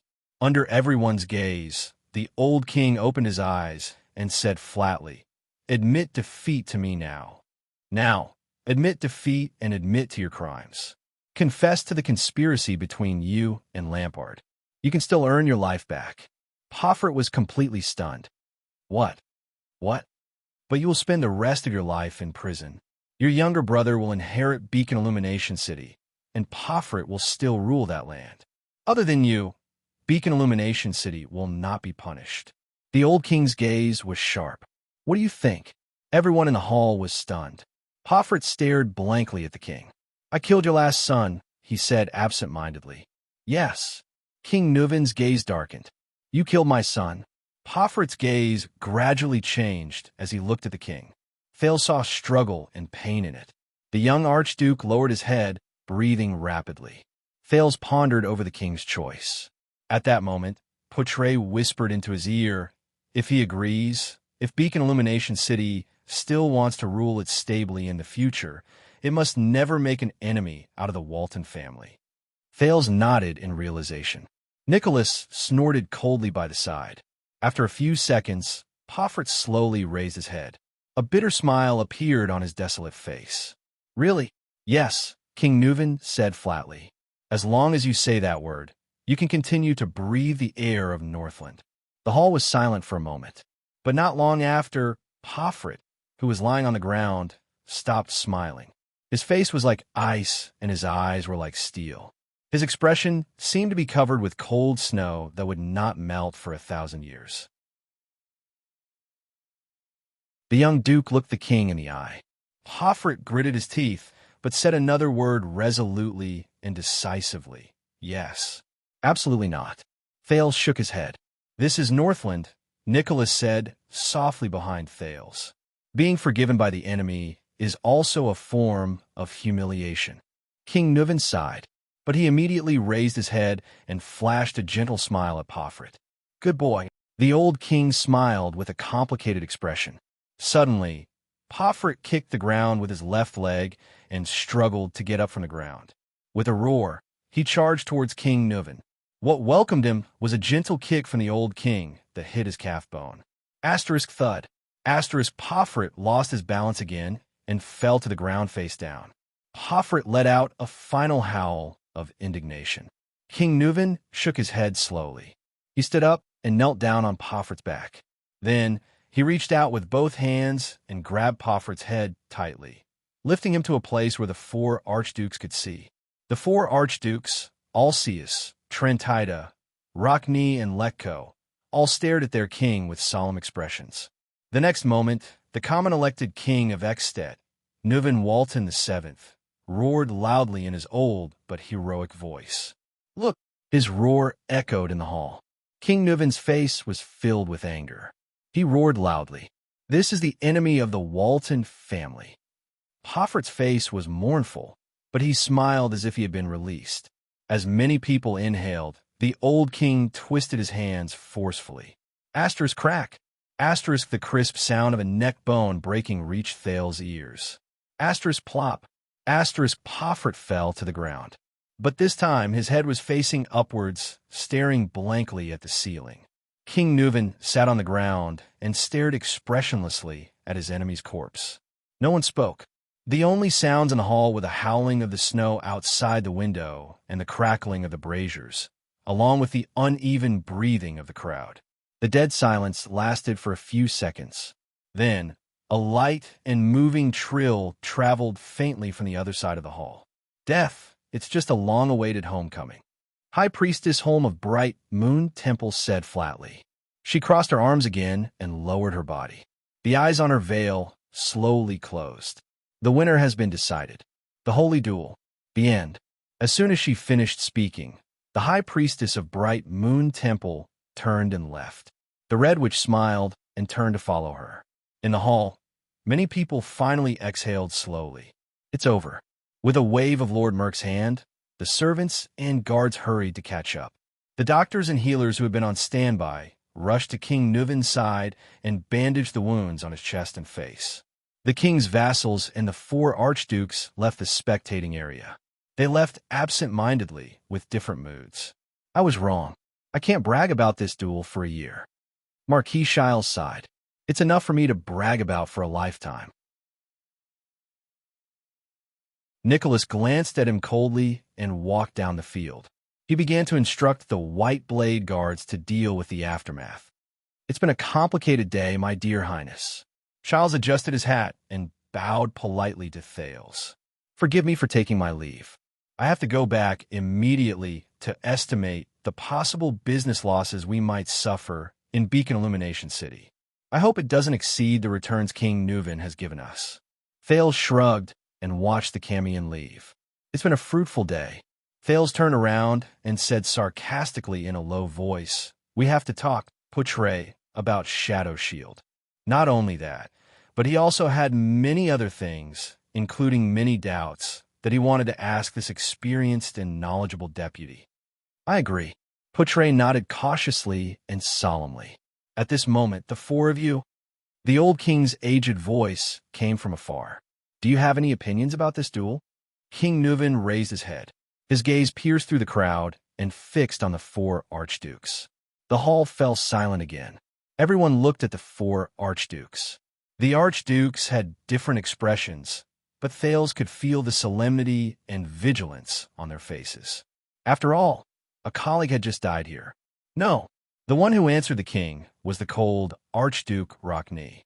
He only said softly, "This is a holy duel. It is a righteous vengeance. It is fair and just." Poffret also confessed to his crimes. Trentida was still smiling. Alcius did not say a word.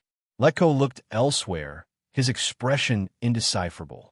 King Nuvin stared at the long-haired archduke for a few seconds and suddenly sneered.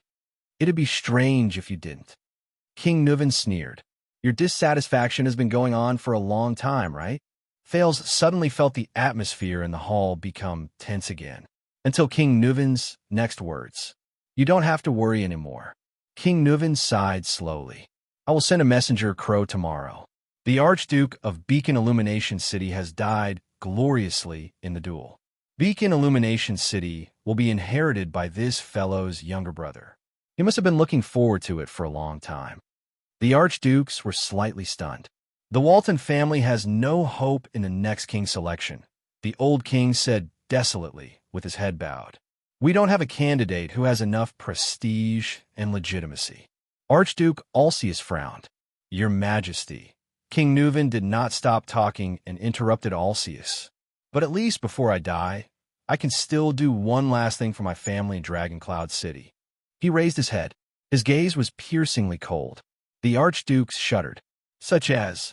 Archduke Alcius asked softly in his most cautious manner. King Nuvin smiled. War, the old king said softly. It's going to be the new year soon. After next spring, I will enlist Dragoncloud City's army. Hearing this, Thales felt a chill in his heart. No way. The 4 archdukes held their breaths. Constellation. Archduke Alcius glanced at Thales with an unfriendly expression, causing him to shudder in fear. Fortunately, King Nuvin's next words made the Prince of Constellation exhale. No, I want to go for a stroll in Black Sand region. King Nuvin, who was sitting in the middle of the hall under the care of a healer, patted his thigh in a relaxed manner. To visit my dear nephew, Chapman Lampard. The archdukes frowned. So did Thales. I miss him. The old king's eyes shone brightly. I miss him to death. Archduke Alcius and Archduke Trentida, whose territories were near Black Sand region, frowned simultaneously. but I don't like being alone. I don't want to go alone. King Nuvan stared at the four archdukes with a sharp gaze. What do you say? The four archdukes did not speak until the king's second sentence. After visiting him, shall we discuss the king's selection? The old king said meaningfully. The four archdukes glanced at each other. This time, they quickly made a decision. Defense City will respond with all its troops. We will always stand on the king's side. The bald Archduke Leko was the first to sigh. Archduke Alcius nodded solemnly. Prestige Orchid region has no objections. We will also send reinforcements. This is a legitimate revenge, a warning to those who are plotting in secret. Archduke Rocknee's eyes shone. The city of faraway prayers is willing to send reinforcements. Since all of you have said so, if Reformation Tower still doesn't send troops, Trentide has said in annoyance, I won't even be able to walk out of Dragon Cloud City. Hearing this, Thales criticized in his heart. The king will take the lead and help you eliminate a competitor. Why not? King Nuvan looked at them and laughed out loud. At this moment, Archduke Alcius could not help but ask, what about Black Sand region? Are you going to let Chapman's son inherit the Archduke's position? King Nuvan stopped laughing and shook his head gently. I have a candidate in mind. He's definitely a good candidate for the Archduke's position. He stretched his newly bandaged right arm. Castellan Lampard, Chapman's uncle. He used to be the captain of my personal guards. Thales was stunned. He thought of the sturdy old man in Hero Tavern. I heard that he has no interest in power and that he hates his family. Archduke Rockney said flatly. Yes. King Nuvan laughed softly. But it's not up to him. The archdukes were slightly stunned. All right. The old king pushed the doctor aside and stood up boldly. He shouted angrily, Everyone, go up. The banquet is still going on. King Nuvan looked around at everyone and laughed. Don't spoil the mood. The four archdukes looked at each other. With different expressions on their faces, they bowed and left. The members of the king's imperial conference also left. Thales noticed that when everyone turned around, the old king's smile disappeared from his face. All of you should leave too. King Nuvan shook his head and said to his white blade guards, just stand guard outside the hall. Nuvan VII sighed and grabbed the wine barrel. He walked to the stairs where the battle was held and sat down. His expression was desolate. I'll sit here alone. Nicholas and Merc looked at each other and nodded. Thales and Poutre looked at each other. Both of them carefully left with the crowd. Tonight is long enough and fulfilling enough. At this moment, King Nuvan's voice rang again. Thales, my dear guest. Thales jolted violently. The people in the hall who had yet to leave looked at the Prince of Constellation, especially the archdukes, such as Archduke Leko, who seemed to be deep in thought. Why don't you stay? King Nuvan patted the stairs beside him. His expression was calm. I still have to thank you properly. Shall we have a drink together? Thales opened his mouth and looked at the king awkwardly. What a joke. After I offended a bunch of archdukes, after you broke an archduke's neck, after you forced the other archdukes to join the war with you, you want me to have a drink with you? What I need to do now is to disappear quickly and keep a low profile. Once the time is up, I'll return to my country immediately. Even if you want to attract hatred, you can't do it this way. He turned around and looked at Poutre. The latter shook his head slightly. It's an honor to drink with you, but I'm only 7 years old. Thales turned to look at King Nuvan. He said politely and embarrassedly, and I'm very tired, but Bulsh *T, 7 years old. King Nuvan interrupted him with a displeased expression and raised his wine glass to the second prince. When my father brought me to drink for the first time, I was only 5 years old. As the future king, how can I not know how to drink? Thales looked dazed. He was ready to find another excuse. Or do you want to reject the king of Ekstedt's invitation? King Nuvan revealed a contemplative look. Even you, like that fellow lying on the ground, look down on a king who doesn't have much time left. The atmosphere in the hall became strange again. Thales' heart suddenly raced. He could only lower his head and sigh. Then he turned around and took a step forward. Under Poutre's worry, Nicholas' frown, Shile's smile, and the four archdukes' peculiar gazes.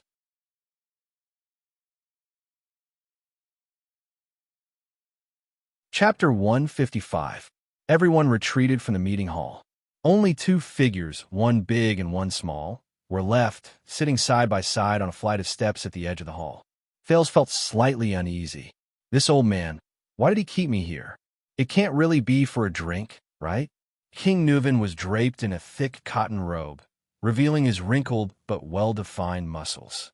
He looked at the bandages on his body with an unpleasant expression and raised his goblet. I'm old after all. King Nuven gulped down a mouthful of wine and moved his left arm.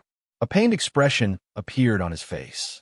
In the past, I could have fought a battle of this intensity for a day and a night, but now, the old king snorted coldly and poured the rest of the wine down his throat. Thales did not speak. He was trying his best to calm his slightly nervous breathing. It was not that he did not have the experience of being alone with a king. In fact, his nominal father, King Kessel of Constellation, gave him more pressure. However, when Thales sat next to Nuven VII, he always felt extremely uneasy, especially when the smell of the mixture of potion and blood wafted into his nostrils. Perhaps it was because King Nuven had just killed someone with his own hands.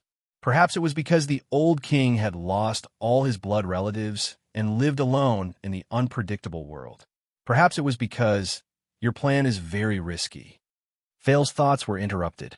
King Nuven scooped up another goblet of wine from the wine barrel and slowly said in his old voice, if the murderer, Pofrit, faced with such a situation, remained calm and did not react at all, what would you do? Thales exhaled. What should I do? There is still a way. The Prince of Constellation tried his best to put on a warm smile. Then, you can announce to the archdukes that you want to bring them along to meet Chapman Lampard openly and sincerely, shake hands, and make peace. I guess the murderer will definitely not be willing to go. He knows that if you and Lampard combine the information you have, it will be enough to force him into a corner. King Nuven swirled the wine goblet in his hand and listened quietly. Of course, there is no need to take such a risk. We can completely set up the plan slowly and reveal the two pieces of information to the archdukes bit by bit.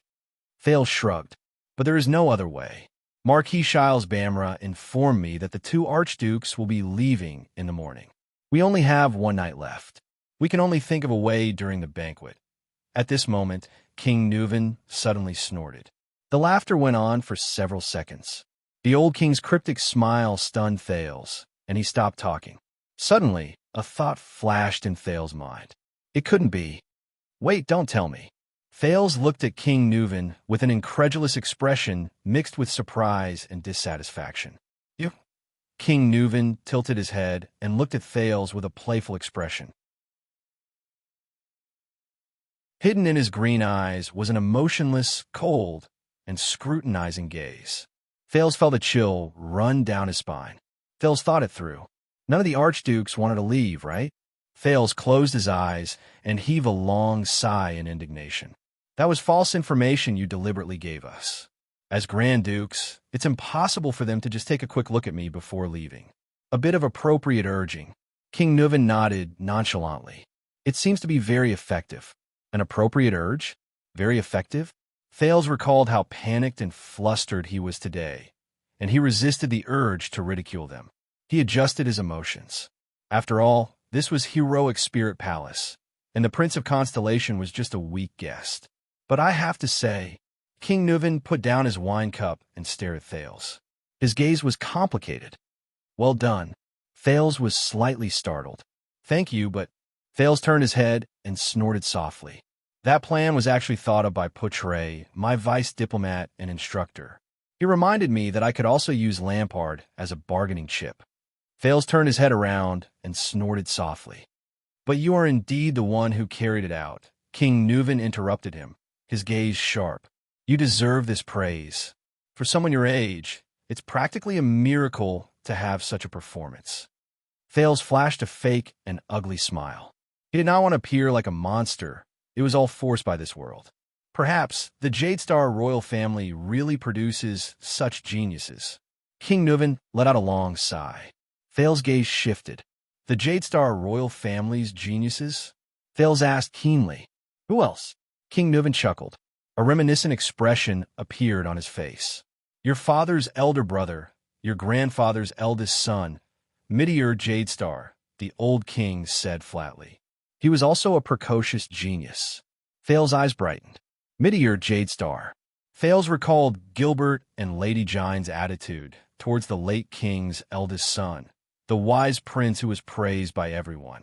But at the same time, he also recalled Arund, the Duke of the Northern Territories' despairing evaluation of Meteor in Renaissance Palace, the gloomy eldest brother of the king. When he was 13, he came to present his credentials. Before the two sides started fighting, he mediated the dispute over the hunting range of pine forest between Prestige Orchid Region, Black Sand Region, and Overwatch City. That was a year before I was crowned. It was also in this hall that he faced my father and the two archdukes of Prestige Orchid Region and Black Sand Region. King Nuven sized up the Hall of Heroes, which was flickering in the firelight, and slowly said, I saw the previous archduke of Prestige Orchid Region, poor old Alceus, being choked speechless by a child in front of everyone's eyes. I see. Thales nodded awkwardly. No wonder Alceus. That bearded man always found me an eyesore. It seems that we are indeed enemies. Yes, I guess. King Nuven smiled. My father passed away a year later, and Meteor also played a part in it. Thales awkwardly did not reply. Do you know, in the past, a strange, so-called genius like you would have made me extremely fearful? The old king tightened his robe again. His gaze was subtle. Especially when you're the first, no, the only heir to the throne of Constellation. Thales frowned slightly. King Nuven's gaze made him a little uncomfortable. Meteor's death was really a pity. I have always been curious about what kind of king a man like him would become. King Nuven sighed, turned his head and stared straight at Thales. But you still have a chance, and a great chance. I believe that once you are crowned king, Constellation will be reborn. King Nuven's gaze began to become fierce. Extet will welcome a terrifying opponent. Thales quivered. His nerves, which had just relaxed, tensed up again. No way. What are you talking about? What is this guy trying to do? He could not figure out King Nuven's intentions. Thales endured King Nuven's gaze and tried his best to calm his increasingly rapid breathing. King Nuven suddenly laughed in a strange manner. You don't have to be so nervous, he said flatly. His tone was filled with the unique dignity of a king. I am not a man-eating beast.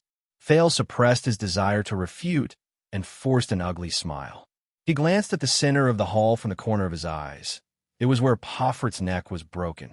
King Nuven noticed Thales' gaze and could not help but laugh. As the heir of a king, you'll have to see blood sooner or later. The king took a sip of wine. His gaze was sharp. This will help you. Thales furrowed his brows. See blood. The look in Quide's eyes before he died appeared before his eyes. He remembered the feeling of the dagger in his hand, piercing through flesh, and the young psionic assassin who could make a piercing, demonic sound, and his wet, warm, beating heart. Thales forcibly suppressed a wave of discomfort. King Nuven put down his wine goblet and asked slowly, What are your thoughts after watching the duel just now? It left a deep impression. The uneasy Thales answered honestly, especially when I saw how an old veteran defeated a young and energetic rookie. King Nuven sneered, and the heroic dual customs of Northland were also an eye-opener for me. Thales carefully chose his words. Of course, there was also your courage as the king of a kingdom to step into the duel arena. Humph. When I initiated the duel, I saw your expression. King Nuven stared at Thales with a profound gaze. You didn't think much of it, did you? Thales was slightly startled. King Nuven continued to stare at him intently. All right. Thales took a deep breath and said sheepishly, You know, considering your age, after all, this matter concerns such a large kingdom. What if something goes wrong? A few seconds later, under Thales' nervous gaze, King Nuven suddenly said something out of the blue. You know, the Walton family and the Jadestar family's relationship and connection started a long time ago. Thales was puzzled. King Nuven gently extended his right hand and flashed the black ring on his little finger. Do you know what this is? Thales frowned. Then he shook his head honestly. This is triumph. King Nuven smiled mysteriously. It is also one of the origins of our two great families. Thales could not help but be stunned. Triumph? He watched as King Nuven took off the ring, turned it to the inner ring, and showed it to Thales. Thales narrowed his eyes. At the inner ring that King Nuven pointed at, he saw a pattern engraved on it. It seemed to be a winged horse. This is the coat of arms of the Pegasus. King Nuven said flatly. It has been the family emblem of the Carluz family since Emperor Camelot established the empire. Thales was slightly startled. Pegasus? Imperial family? Carluz? More than 600 years ago, when Extet and Constellation had just been established, King Nuven's tone was profound and distant. Because of King Tormund's bloody methods against the existing nobles during his expansion, Extet and Constellation broke out for the first time. Tormund's bloody methods. Thales remembered something. Raikaru and Tormund, the king of Dragon Knights and the king of Renaissance, the Northlanders and the Empire, led the elite soldiers from the Battle of Eradication and met each other at the outskirts of Cold Castle. In the end, the two former kings each took a step back and signed the first peace treaty in the history of our two kingdoms. They agreed that the two kingdoms would govern the north and south separately, expand separately, and not interfere with each other. King Nuven exhaled. That was the earliest contact between Extet and Constellation. Thales narrowed his eyes. He remembered what he saw in the library yesterday afternoon. King Nuven was probably talking about the peace treaty signed by Tormund and Raikaru.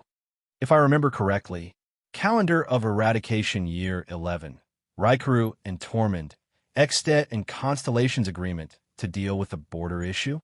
That's the name, right? What the history books did not record was that the two former kings exchanged an ancestral treasure in private as a keepsake of the treaty. King Nuven put the ring back on his finger.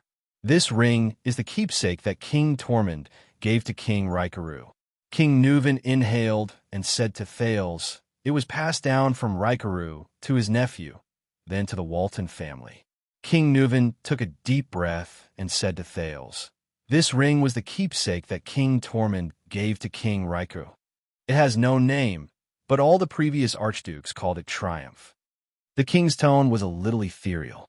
His gaze drifted to another place. Triumph. Thales frowned slightly. It's a good name, he said cautiously. It sounded inspiring. Inspiring? King Nuven could not help but laugh. As I said, it was originally an ancestral treasure of the king of Renaissance, Tormund. It came from the first emperor of the final empire, who is also one of your ancestors. King Nuven stroked Triumph. His gaze was sharp as he said, Kessel Carlos VI. Thales' gaze shifted. Kessel? An emperor with the same name as my father? King Nuven raised his gaze. This ring once belonged to the famous Emperor Kessel VI. It was passed down to King Tormund, who then gave it to Raikaru as a testament to their alliance. This Kessel VI did not have a good reputation. His life was neither long nor short, but it was full of ups and downs.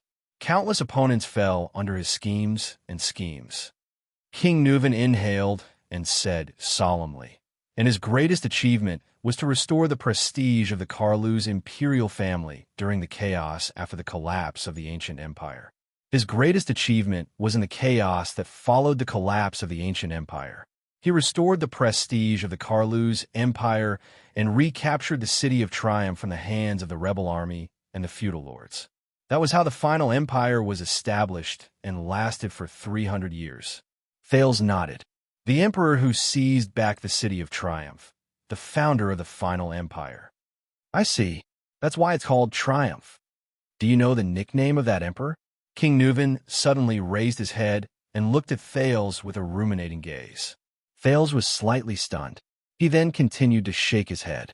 King Nuven's expression as he looked at Thales became more and more subtle. This made the latter extremely uneasy. This small ring has a wide range of uses. King Nuven sighed and gently flicked the ring of Triumph. This time, Thales was truly stunned. A wide range of uses? Thales stared at the ring in a daze. A terrifying thought crept into his mind. As expected, King Nuven's next words sent a chill down his spine. The ring can hide 3 different types of medicinal foam, 2 different gases, and even a poisonous needle. Hidden. Poisonous needle? As he listened to the old king's narration, Thales almost forgot to breathe.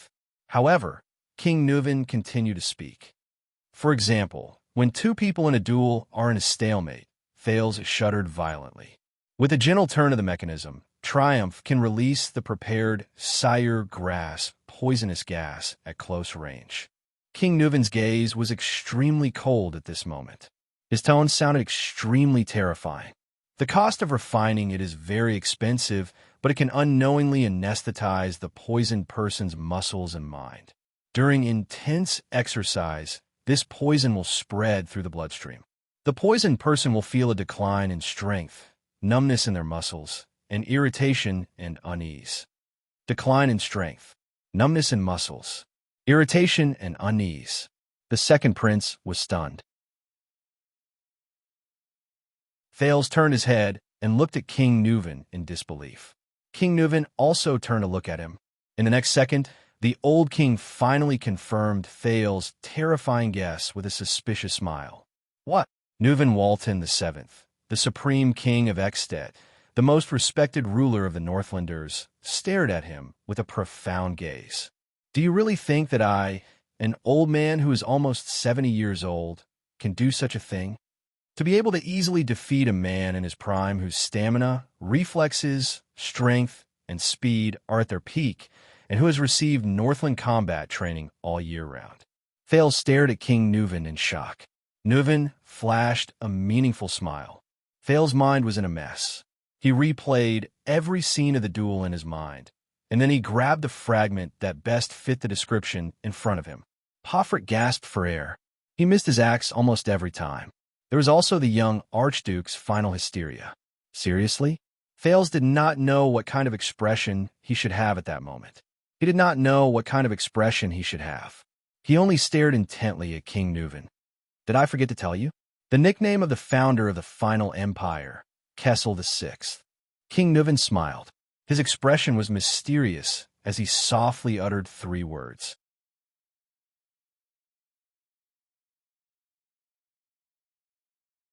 Chapter 156.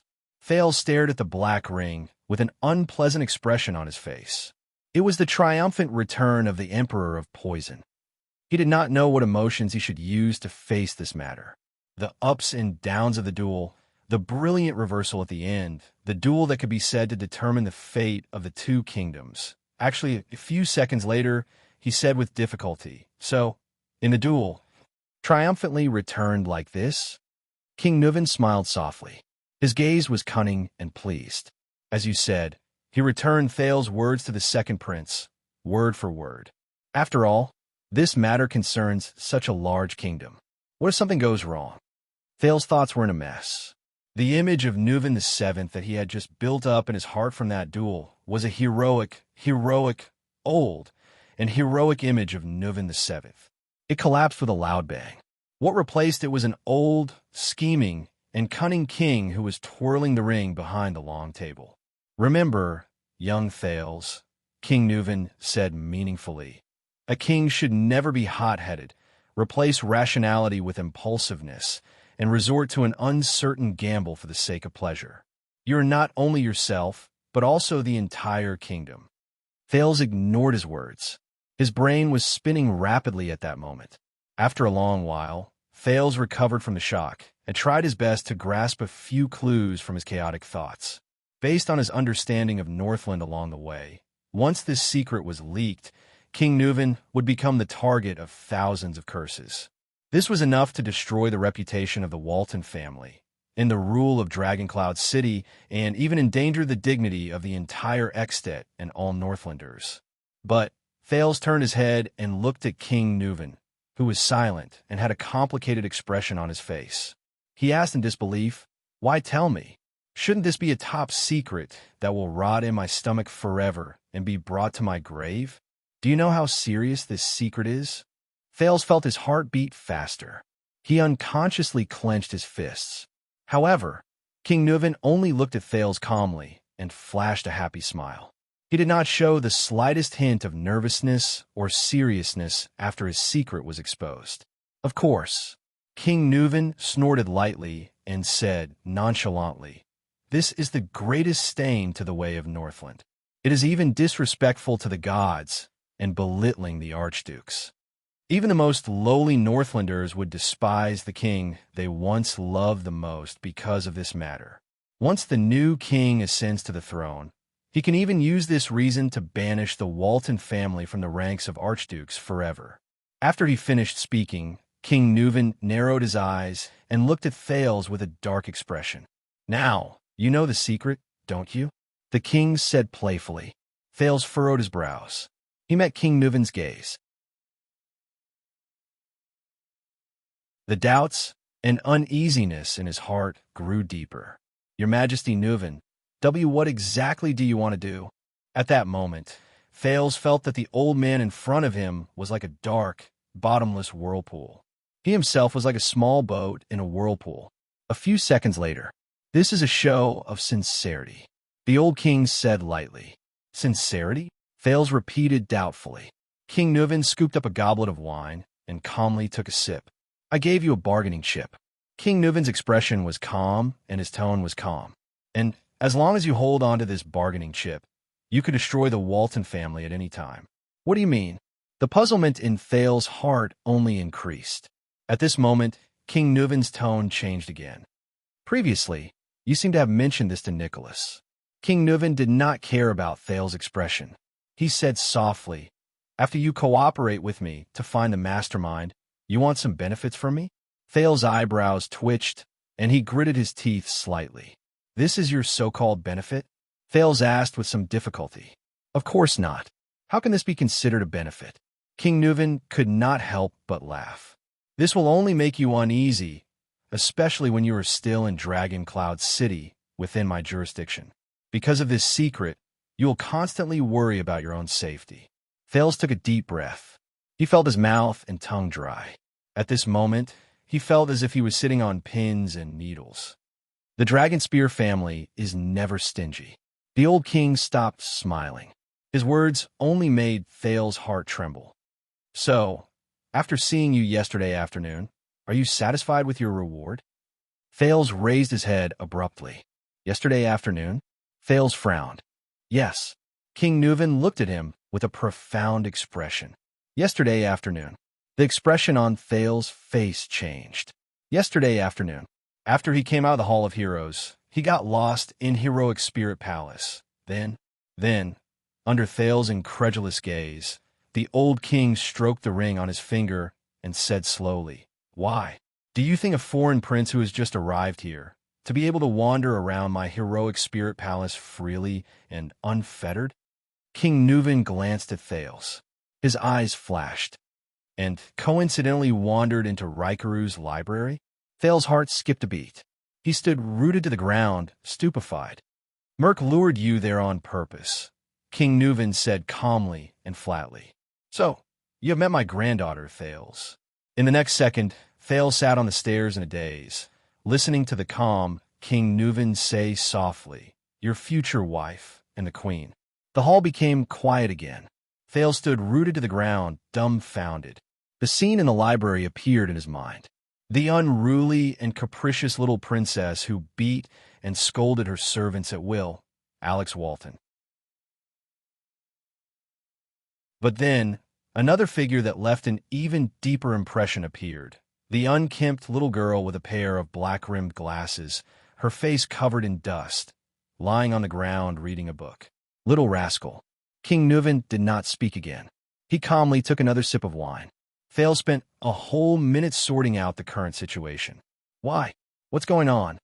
Thales' breathing quickened. He raised his head. "What do you mean by this?" King Nuven inhaled softly and raised his head to look at the fireplace on the other side of the hall. He looked at the shelf on the fireplace. The ferocious weapon passed down from Raikaru the hero to the Walton family. The Soul Slayer Pike. Among the lies you told Alceus and the others, at least one of them was right. King Nuven's eyes burned with an unknown emotion. For the continuation of the Walton family, the old king turned his head. His sharp gaze was fixed on Thales. His expression was firm. I have to bet on a strong man, a future king. Thales' face was pale. He clenched his fists tighter and tighter. He suddenly figured something out. King Nuven did not speak. He was waiting for Thales' response. The Walton family is dying, Thales said quietly after a while. You want to use marriage to force the Jade Star royal family and Constellation to ensure the continuation of the Dragonspear family? You want me to marry your granddaughter? Thales subconsciously raised his voice. You want me to let Constellation take over this burden? King Nuven held his wine cup and stared at the Soul Slayer pike. He snorted lightly, as if he did not care. No. The king's old voice rang again.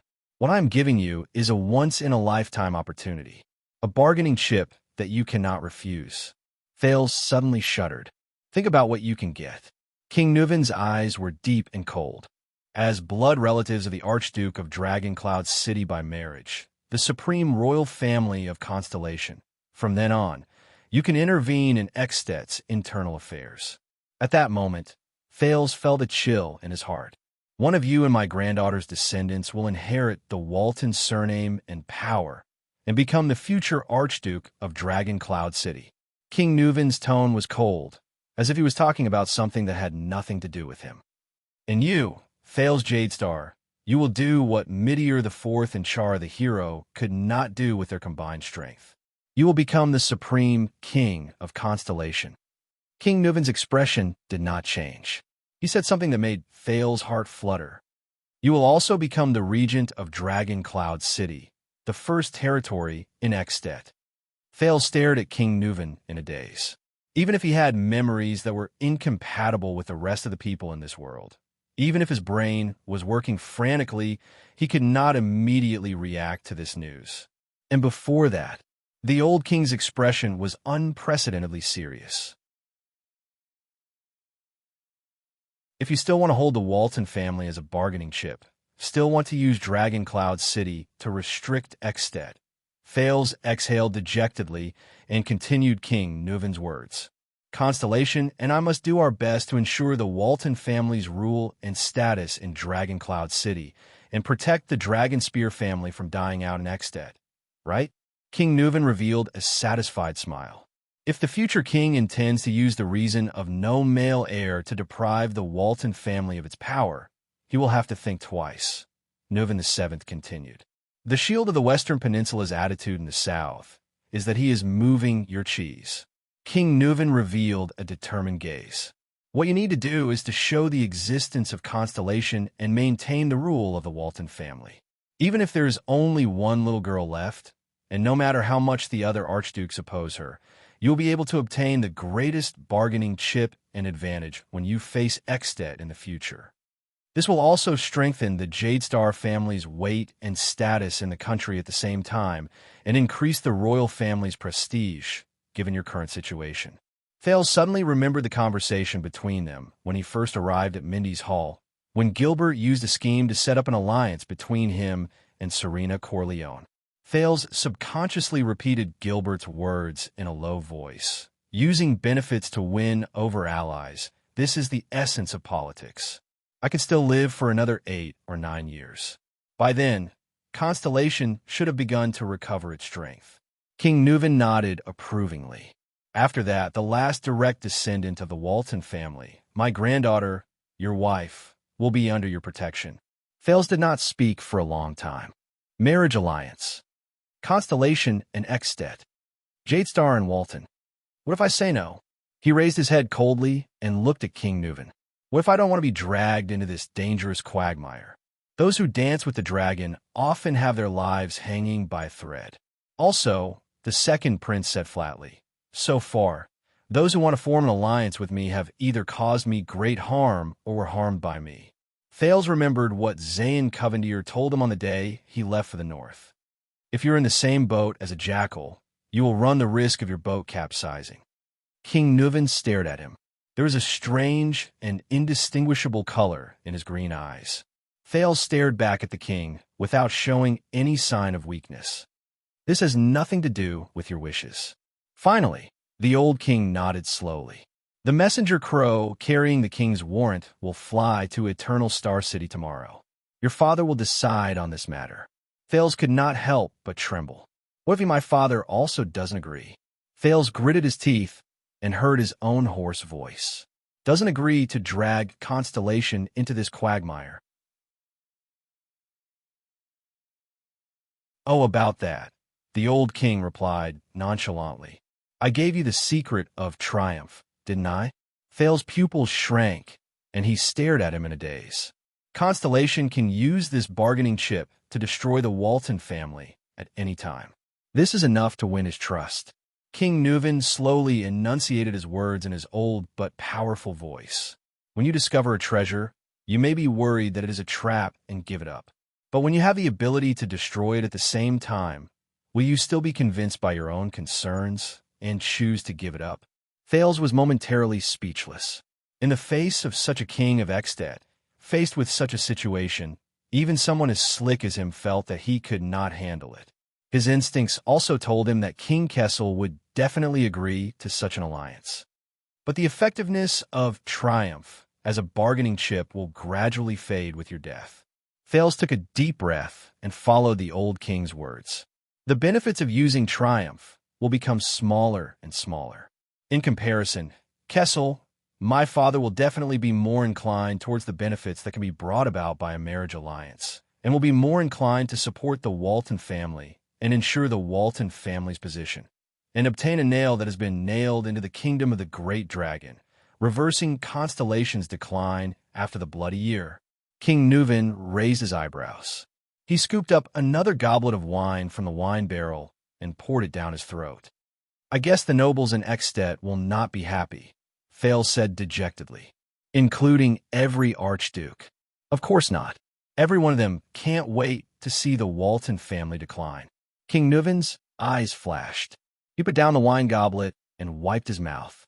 But I am the king of Extet, and I will remove the last obstacle for our cooperation, King Nuven answered him calmly.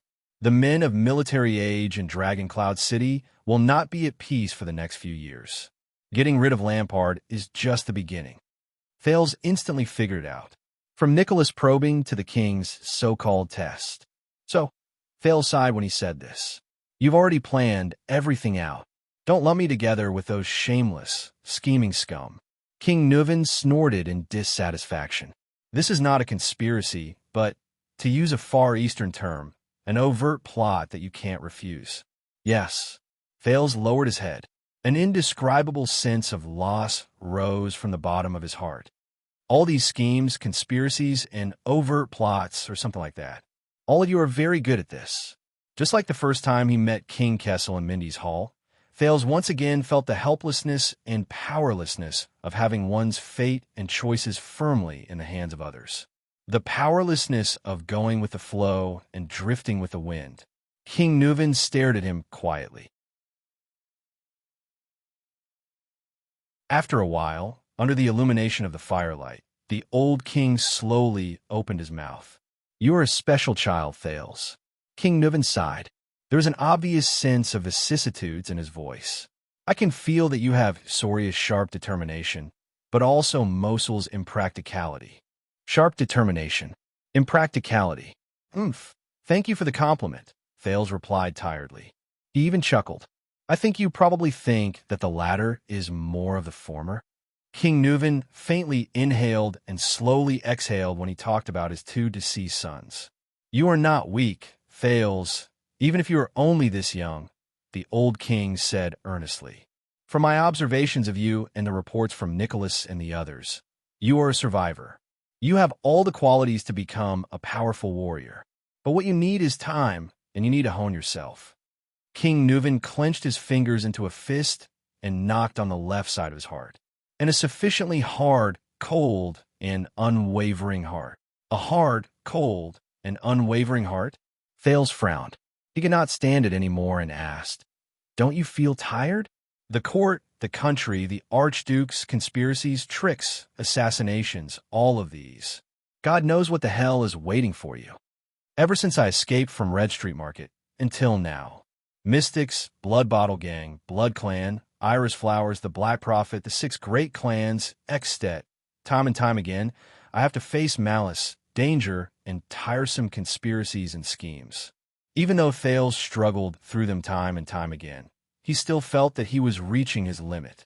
This pace of life made Thales mentally and physically exhausted. Even his life as a child beggar in the abandoned house did not give him this kind of difficult road ahead. Thales hesitated for a moment before blurting out, "I guess if Prince Mariah is really the kind of person Pomfret said he is, he would also feel tired." King Nuven's expression slowly froze. His eyes were filled with deep emotions. There was a few seconds of silence. "It's normal for you to feel tired. Everyone feels tired." King Nuven finally spoke slowly. "But for us, when you feel tired and want to stop, or even want to give up, you will feel—" He clutched his injured shoulder and panted heavily in pain. Pain. Whether it's the pain of being swept into the tide and losing control of yourself, or the pain your enemies give you when they see that you are weak and easy to bully. King Nuven pursed his lips as if he was recalling something. That kind of pain that penetrates deep into your bones, pushes you back to the tired battlefield. You will continue to go back and forth between exhaustion and pain until you get used to it. This is what we are born to carry, not just us, the old king continued expressionlessly. Before he became an archduke, Alcaeus was poisoned twice by his half-brother. Trentida married the daughter of a mountain barbarian tribe leader just to open up a wasteland in the Sighing Mountain for his barren Reformation tower. The old bald Letko once reluctantly married off his youngest daughter to Camus Union in order to maintain his finances until she died miserably in a foreign land. On the day Rachni became an archduke, he personally ordered the execution of 6 domineering counts and viscounts in his territory. They were all his father's most trusted people when he was alive, and Lampard was a ruthless existence who stabbed his own brother's heart in front of everyone to seize the archduke's position. But time and time again, they all returned in pain and exhaustion. You too? Returned from pain and exhaustion? Thales lowered his gaze. Like your son? King Nuven did not speak for a whole 10 seconds. After a moment of silence, King Nuven raised his head and stared at the famous Soul Slayer pike. "Do you know Soria? My eldest son, the man most likely to inherit this position. He died 12 years ago." Thales was slightly stunned. "Lady Alex's father?" He hesitated and carefully asked, "I heard from Lord Merk that he died in a hunting accident." "No." This time, King Nuven quickly interrupted the second prince. His face was ashen. "An accident is just what we say to the outside world." Thales frowned slightly and held his breath again. "During the hunt, he died of an assassination with ulterior motives," the old king said in a normal tone. "To be precise, it was an assassin from Constellation."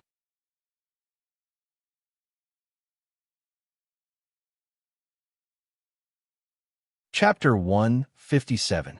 The second prince of Constellation stared at the old king in astonishment. "But I am here now." King Nuven turned to look at him. His tone was flat, but his gaze was complicated.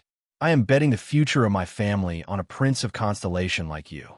Thales suppressed the anxiety in his heart and heaved a long sigh. "My 2 sons." King Nuven's expression was gloomy. "Their fates, or rather, their misfortunes are strikingly similar. But I still want to stand here, manipulate the chips, and win a future for the Waltons." Hearing King Nuven's words, Thales secretly shook his head. "Nobles and rulers are another kind of creature. They live on power. This is what Portray told me. So you better get used to it." King Nuven put away his gloomy expression and revealed his tough and cold face again. "For your own good." Thales gently closed his eyes. King Nuven's expression suddenly changed. He narrowed his eyes and looked at Thales mysteriously. "Speaking of which, they didn't tell you, did they?" The old king clasped his hands together. "About the truth of your bloody year?" Thales opened his eyes in surprise and looked at King Nuven. The first thing he recalled was Queen Kia's hysteria, followed by the names of Charlton and Shadowshield. Lastly, the Jade Star family tomb in Renaissance Palace. The second prince shook his head slowly. "They didn't say much." King Nuven snorted softly. Then maybe I shouldn't say too much. King Nuven turned his head back. It's best not to interfere with the education of the Jadestar family. You've interfered enough already, Thales secretly criticized. But Extet was a direct participant in the bloody year. These invaders from the north. Thales thought, maybe he knows something? Do you have any special news for me, Your Majesty? Thales carefully used honorifics and shrugged. If you really treat me as your future grandson-in-law. Hearing the way Thales addressed him, King Nuven revealed a thought-provoking gaze. Then, the old king laughed out loud. See, the old king winked at him. Actually, you'll soon get used to it. Thales responded with an ugly smile. You'll learn about everything else from your instructor, from Constellation, and from your father. King Nuven stretched his elbow. His expression was subtle. But I can tell you one thing. As one of the bargaining chips I will give to my allies. Something that even your kingdom's secret intelligence department doesn't know about. Thales' expression changed. Even the secret intelligence department doesn't know? His breathing quickened. Who do you think would kill the Jadestar royal family? King Nuven smiled mysteriously. The real mastermind. Doubts arose in Thales' heart. The real murderer? That mysterious assassin organization, the Shadow Shield, that Poffert mentioned just now. Gilbert had briefly mentioned it to him before, but he only said that King Kessel V had already taken all the revenge that could be taken. Thales slowly shook his head. The reason is actually very simple. So simple that you won't believe it. King Nuven fixed his gaze on him. The members of the Jadestar royal family were almost simultaneously attacked by a well-planned assassination, except for one person. I might not be sure about the others, but if the plan went smoothly, it seems that he was the one who benefited from the bloody year. King Nuven said in a strange tone, the members of the Jadestar royal family, except for one person? Thales' heart skipped a beat, but he immediately reacted. You are not the first person to accuse my father in front of me and try to sow discord between us. Thales snorted softly. King Nuven continued to stare at him with a strange look in his eyes. He stared at him until he felt goosebumps. A few seconds later, King Nuven said sarcastically, use your brain, future guardian of Dragon Cloud City. I'm not talking about your father. Thales furrowed his eyebrows and snorted. Who else are you referring to then? 12 years ago, all the Jadestars were, suddenly, Thales' body trembled and he froze. Wait a minute. Besides Kessel, there is indeed another Jadestar. He did not die of murder. A Jadestar who did not die from assassination. Thales recalled Gilbert's words. In the tragedy of the Bloody Year, there was only one prince who didn't die directly from assassination. It can't be. Thales felt his heart begin to beat faster. The pale-faced prince raised his head and looked at King Nuven in disbelief. 12 years ago, after we breached Broken Dragon Fortress, we captured Rudolf Nanchester, King Nuven said quietly with his hand on triumph. Rudolf Nanchester? Information related to him immediately appeared in Thales' mind. That is, he was the Duke of Land of Cliffs region at that time. King Nuven rubbed his ring and said flatly, that man was very strong-willed, but the Northlanders despised him for his cowardly act of refusing to send troops from the fortress and watching Prince Horus be destroyed. Thales recalled the conversation he had with Poutre when they were at Raymond Pass to pay their respects to the former second prince, Horus Jadestar. He was one of the commanders of Broken Dragon Fortress and the previous Duke of Land of Cliffs region who witnessed the second prince's destruction. He was also the elder brother of the one-eyed dragon, Duke Coaster Nanchester. According to Poutre, he was captured by Extet and later died in prison. We left him in the dungeon and ignored him. We waited for the start of spring before continuing our journey south to the hinterland of Constellation. As expected, King Nuven's description was similar to Poutre's, until the king's next sentence. But when the news of the Jadestar royal family being assassinated came, Rudolf, who was barely alive, struggled to see me. King Nuven's expression became more and more solemn. In the fortress, he shed tears and told me an unexpected secret. Thales clenched his fists and quietly listened to the king's narration.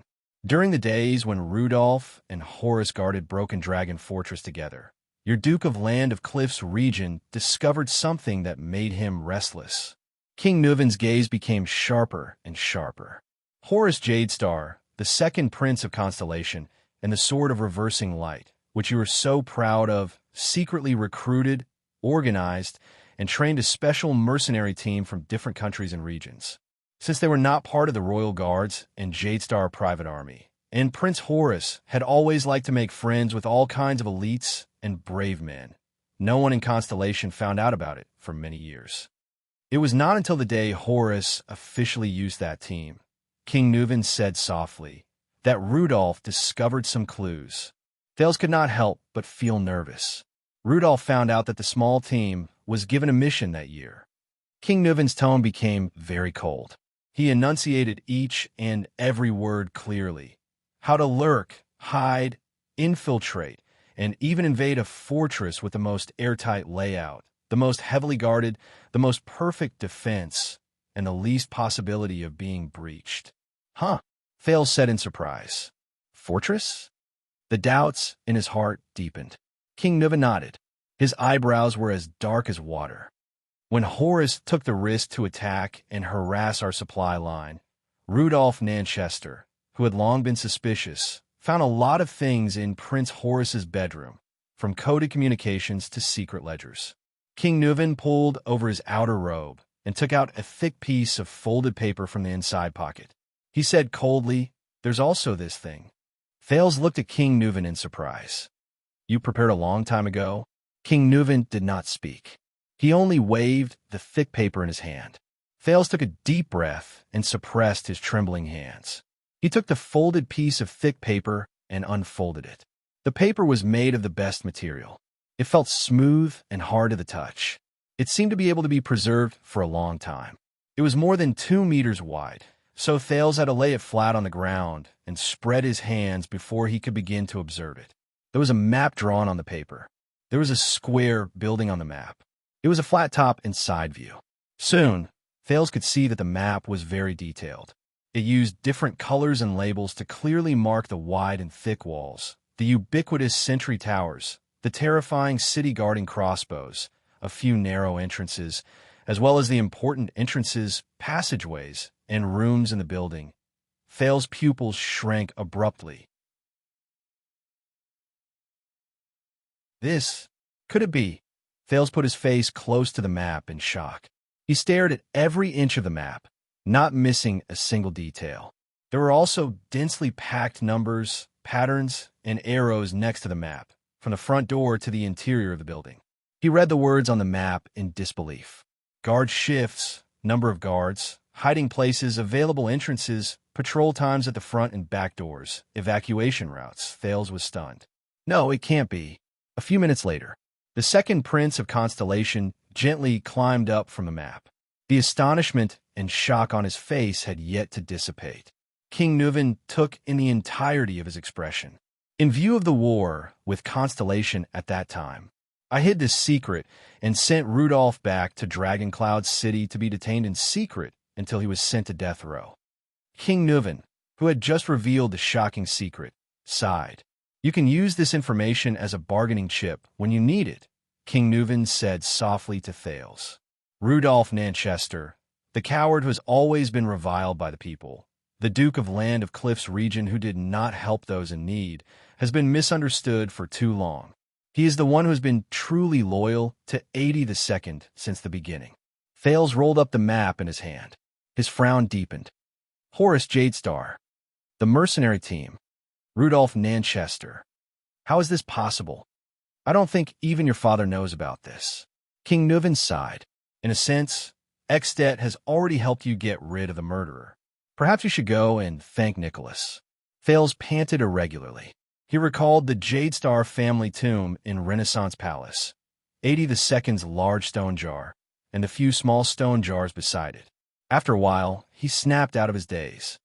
I don't think you forged this map, Thales said absent-mindedly. What do you think? King Nuven said disdainfully. He then downed the wine in his cup. Thales raised his head and murmured, That mercenary team formed by Horace. Who exactly are they? I don't know. Rudolph didn't go into detail. King Nuven stared at his empty cup.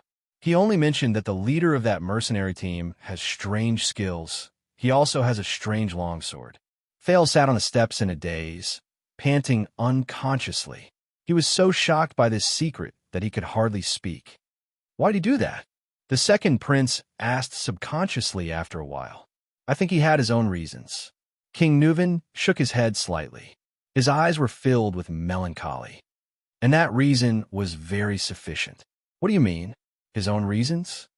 Thales raised his head. You will know. Your father will tell you. King Nuven sneered. But to Thales, this sneer was more sorrowful than mocking. The cause of the bloody year. The Jade Star disaster. Thales frowned and slowly clenched his fists. After a few seconds, he slowly loosened his grip. Thales lowered his head and exhaled sharply. He resentfully returned the paper in his hand to King Nuven. Keep it. That thing is too ominous. The old king of Extet shook his head and pushed Thales' hand away. He said flatly, Besides, that is, after all, the map of Renaissance Palace. Dragoncloud City, 4:30 in the morning. In a shop on West Express Avenue in the dark night. Just pretend that the doctor you're looking for is really in Heroic Spirit Palace.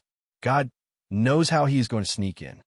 Under the weak illumination of the everlasting lamp, the butcher shop owner from the far east, Gu, said to the man before him with a gloomy expression, But do you understand the price of saving someone from Heroic Spirit Palace? However, the man in front of him only lowered his head and carefully and seriously wiped the oddly shaped, pitch-black longsword on his thigh one last time, almost as if he was nitpicking every hair on his body. Gu exhaled and used his Northland retroflex accent to patiently emphasize to the man before him. You have to climb all the way up the slope, avoid the disciplinary officers and patrols on the street, go up through the nobles' districts that are heavily guarded by private soldiers, and then go over the many towers and sentry posts. Before you're discovered and shot through by arrows and bows, or hacked to death by hundreds of people with swords and axes, you have to reach the sluice gate that separates the city area from Heroic Spirit Palace. The man stood up and threw away the cloth he used to wipe his weapon. He raised the strange black sword in his hand and pointed it at the ceiling. Gu continued, Then you have to climb over the 10-meter-tall sluice gate. Tonight is the night of Heroic Spirit Palace's banquet. The man raised his head and narrowed his eyes at his sword, as if he was observing the curve of the sword. His nondescript voice traveled into Gu's ears. That sluice gate will open at dawn. I don't have to climb the wall. My chances are higher than usual. How? Do you want to sneak past the palace guards inside and outside the sluice gate, and even between them, under the illumination of the moonlight and firelight, and under their wide-open eyes that are bigger than fists? Gu suppressed his breathing, but he could not help but raise his voice. Even if you break through the gate, you'll still have to face countless patrolling Heroic Spirit Palace guards. They're all elites, selected from the local recruits, and personally trained by the instructors of the White Blade Guards. They're fierce, loyal, brave, alert, and have sharp gazes. The man hung the strange sword back on the sword belt at his waist and tightened the cloth-wrapped weapon on his back. But Gu is still trying to stop him. Let's assume that you can avoid alerting them. But what about after you sneak into Heroic Spirit Palace? You will still have to face the White Blade Guards, the Dragon's Imperial Guards. There might only be 200 to 300 people on duty, and they're scattered throughout the palace, but every single one of them is a veteran with rich frontline experience. There are countless super-class elites, and there are even supreme-class elites like the Star Killer who possess the Severing Soul's Blade. The man exercised his joints, turned around, and walked towards the door. Gu followed behind him and said in a profound tone, Do you know what a veteran is? It's not as simple as having fought in a war and seen blood. According to Extet's standards, once you were entangled by one of them. The man did not listen to Gu. He pressed his hand against the door, and a strange force surged. In an instant, the man understood everything on the street outside the door, from the patrols in the distance to the hounds in the vicinity. Even if it's you actually want to sneak into a heavily guarded, impregnable palace without any support, and even fish someone out. After talking for a long time, Gu sighed deeply and stroked his forehead. You're really crazy. The man did not answer. He stood up, looked at the frowning Gu, and nodded. Gu, he said flatly. Next time, if you want to lie to me, find some other reason. At least, don't use the sensory mystic. Gu was stunned, and a puzzled expression appeared on his face. Only Gu himself knew that at that moment, there was already a storm raging in his heart. What did you say? The Far Easterner used what he thought was a flawless response and asked with a face full of doubt. What reason? The man patted Gu's shoulder. Gu frowned. I don't understand the sensory mystic. The man revealed a stiff smile. But I understand you, Gu. Gu was slightly stunned. You're good at hiding all kinds of emotions, but I can recognize. The man pressed his black sword and shook his head gently. A person who lives with a mask also lives with pain. Gu silently clenched his fists under his sleeves. Also, the man turned around, pushed the door open, and left behind one last sentence. Send my regards to Morat. We haven't seen each other for 12 years. I really miss him. At that moment, Gu's smile froze on his face. Gu stood rooted to the ground as she watched the man disappear into the darkness outside the door, just like how he was in the past. The next minute, the man's figure appeared on the roof of a low house. Amidst the falling snow, he raised his head and looked at the sky, at the dark moon shrouded in clouds and mist. Then his gaze swept past the districts of Dragon Cloud City that stretched up the mountainside, past a few gatehouses, all the way to the top, where the majestic palace stood. That was the Walton family, the residence of the Archdukes of Dragon Cloud City for generations. It was also the seat of the current common-elected king of Exted. Heroic Spirit Palace. The man recalled Gu's words just now. Sneak past the heavy guards into a heavily guarded, impeccable palace? He gently patted the strange black sword at his waist, and a smile appeared on his lips. Sigh. In this regard, I can be considered. The man closed his eyes gently. You're experienced, aren't you? You're tuning in to the Eternal Immortal Ballad YouTube channel. Don't forget to subscribe and join us on this journey to catch the most captivating stories.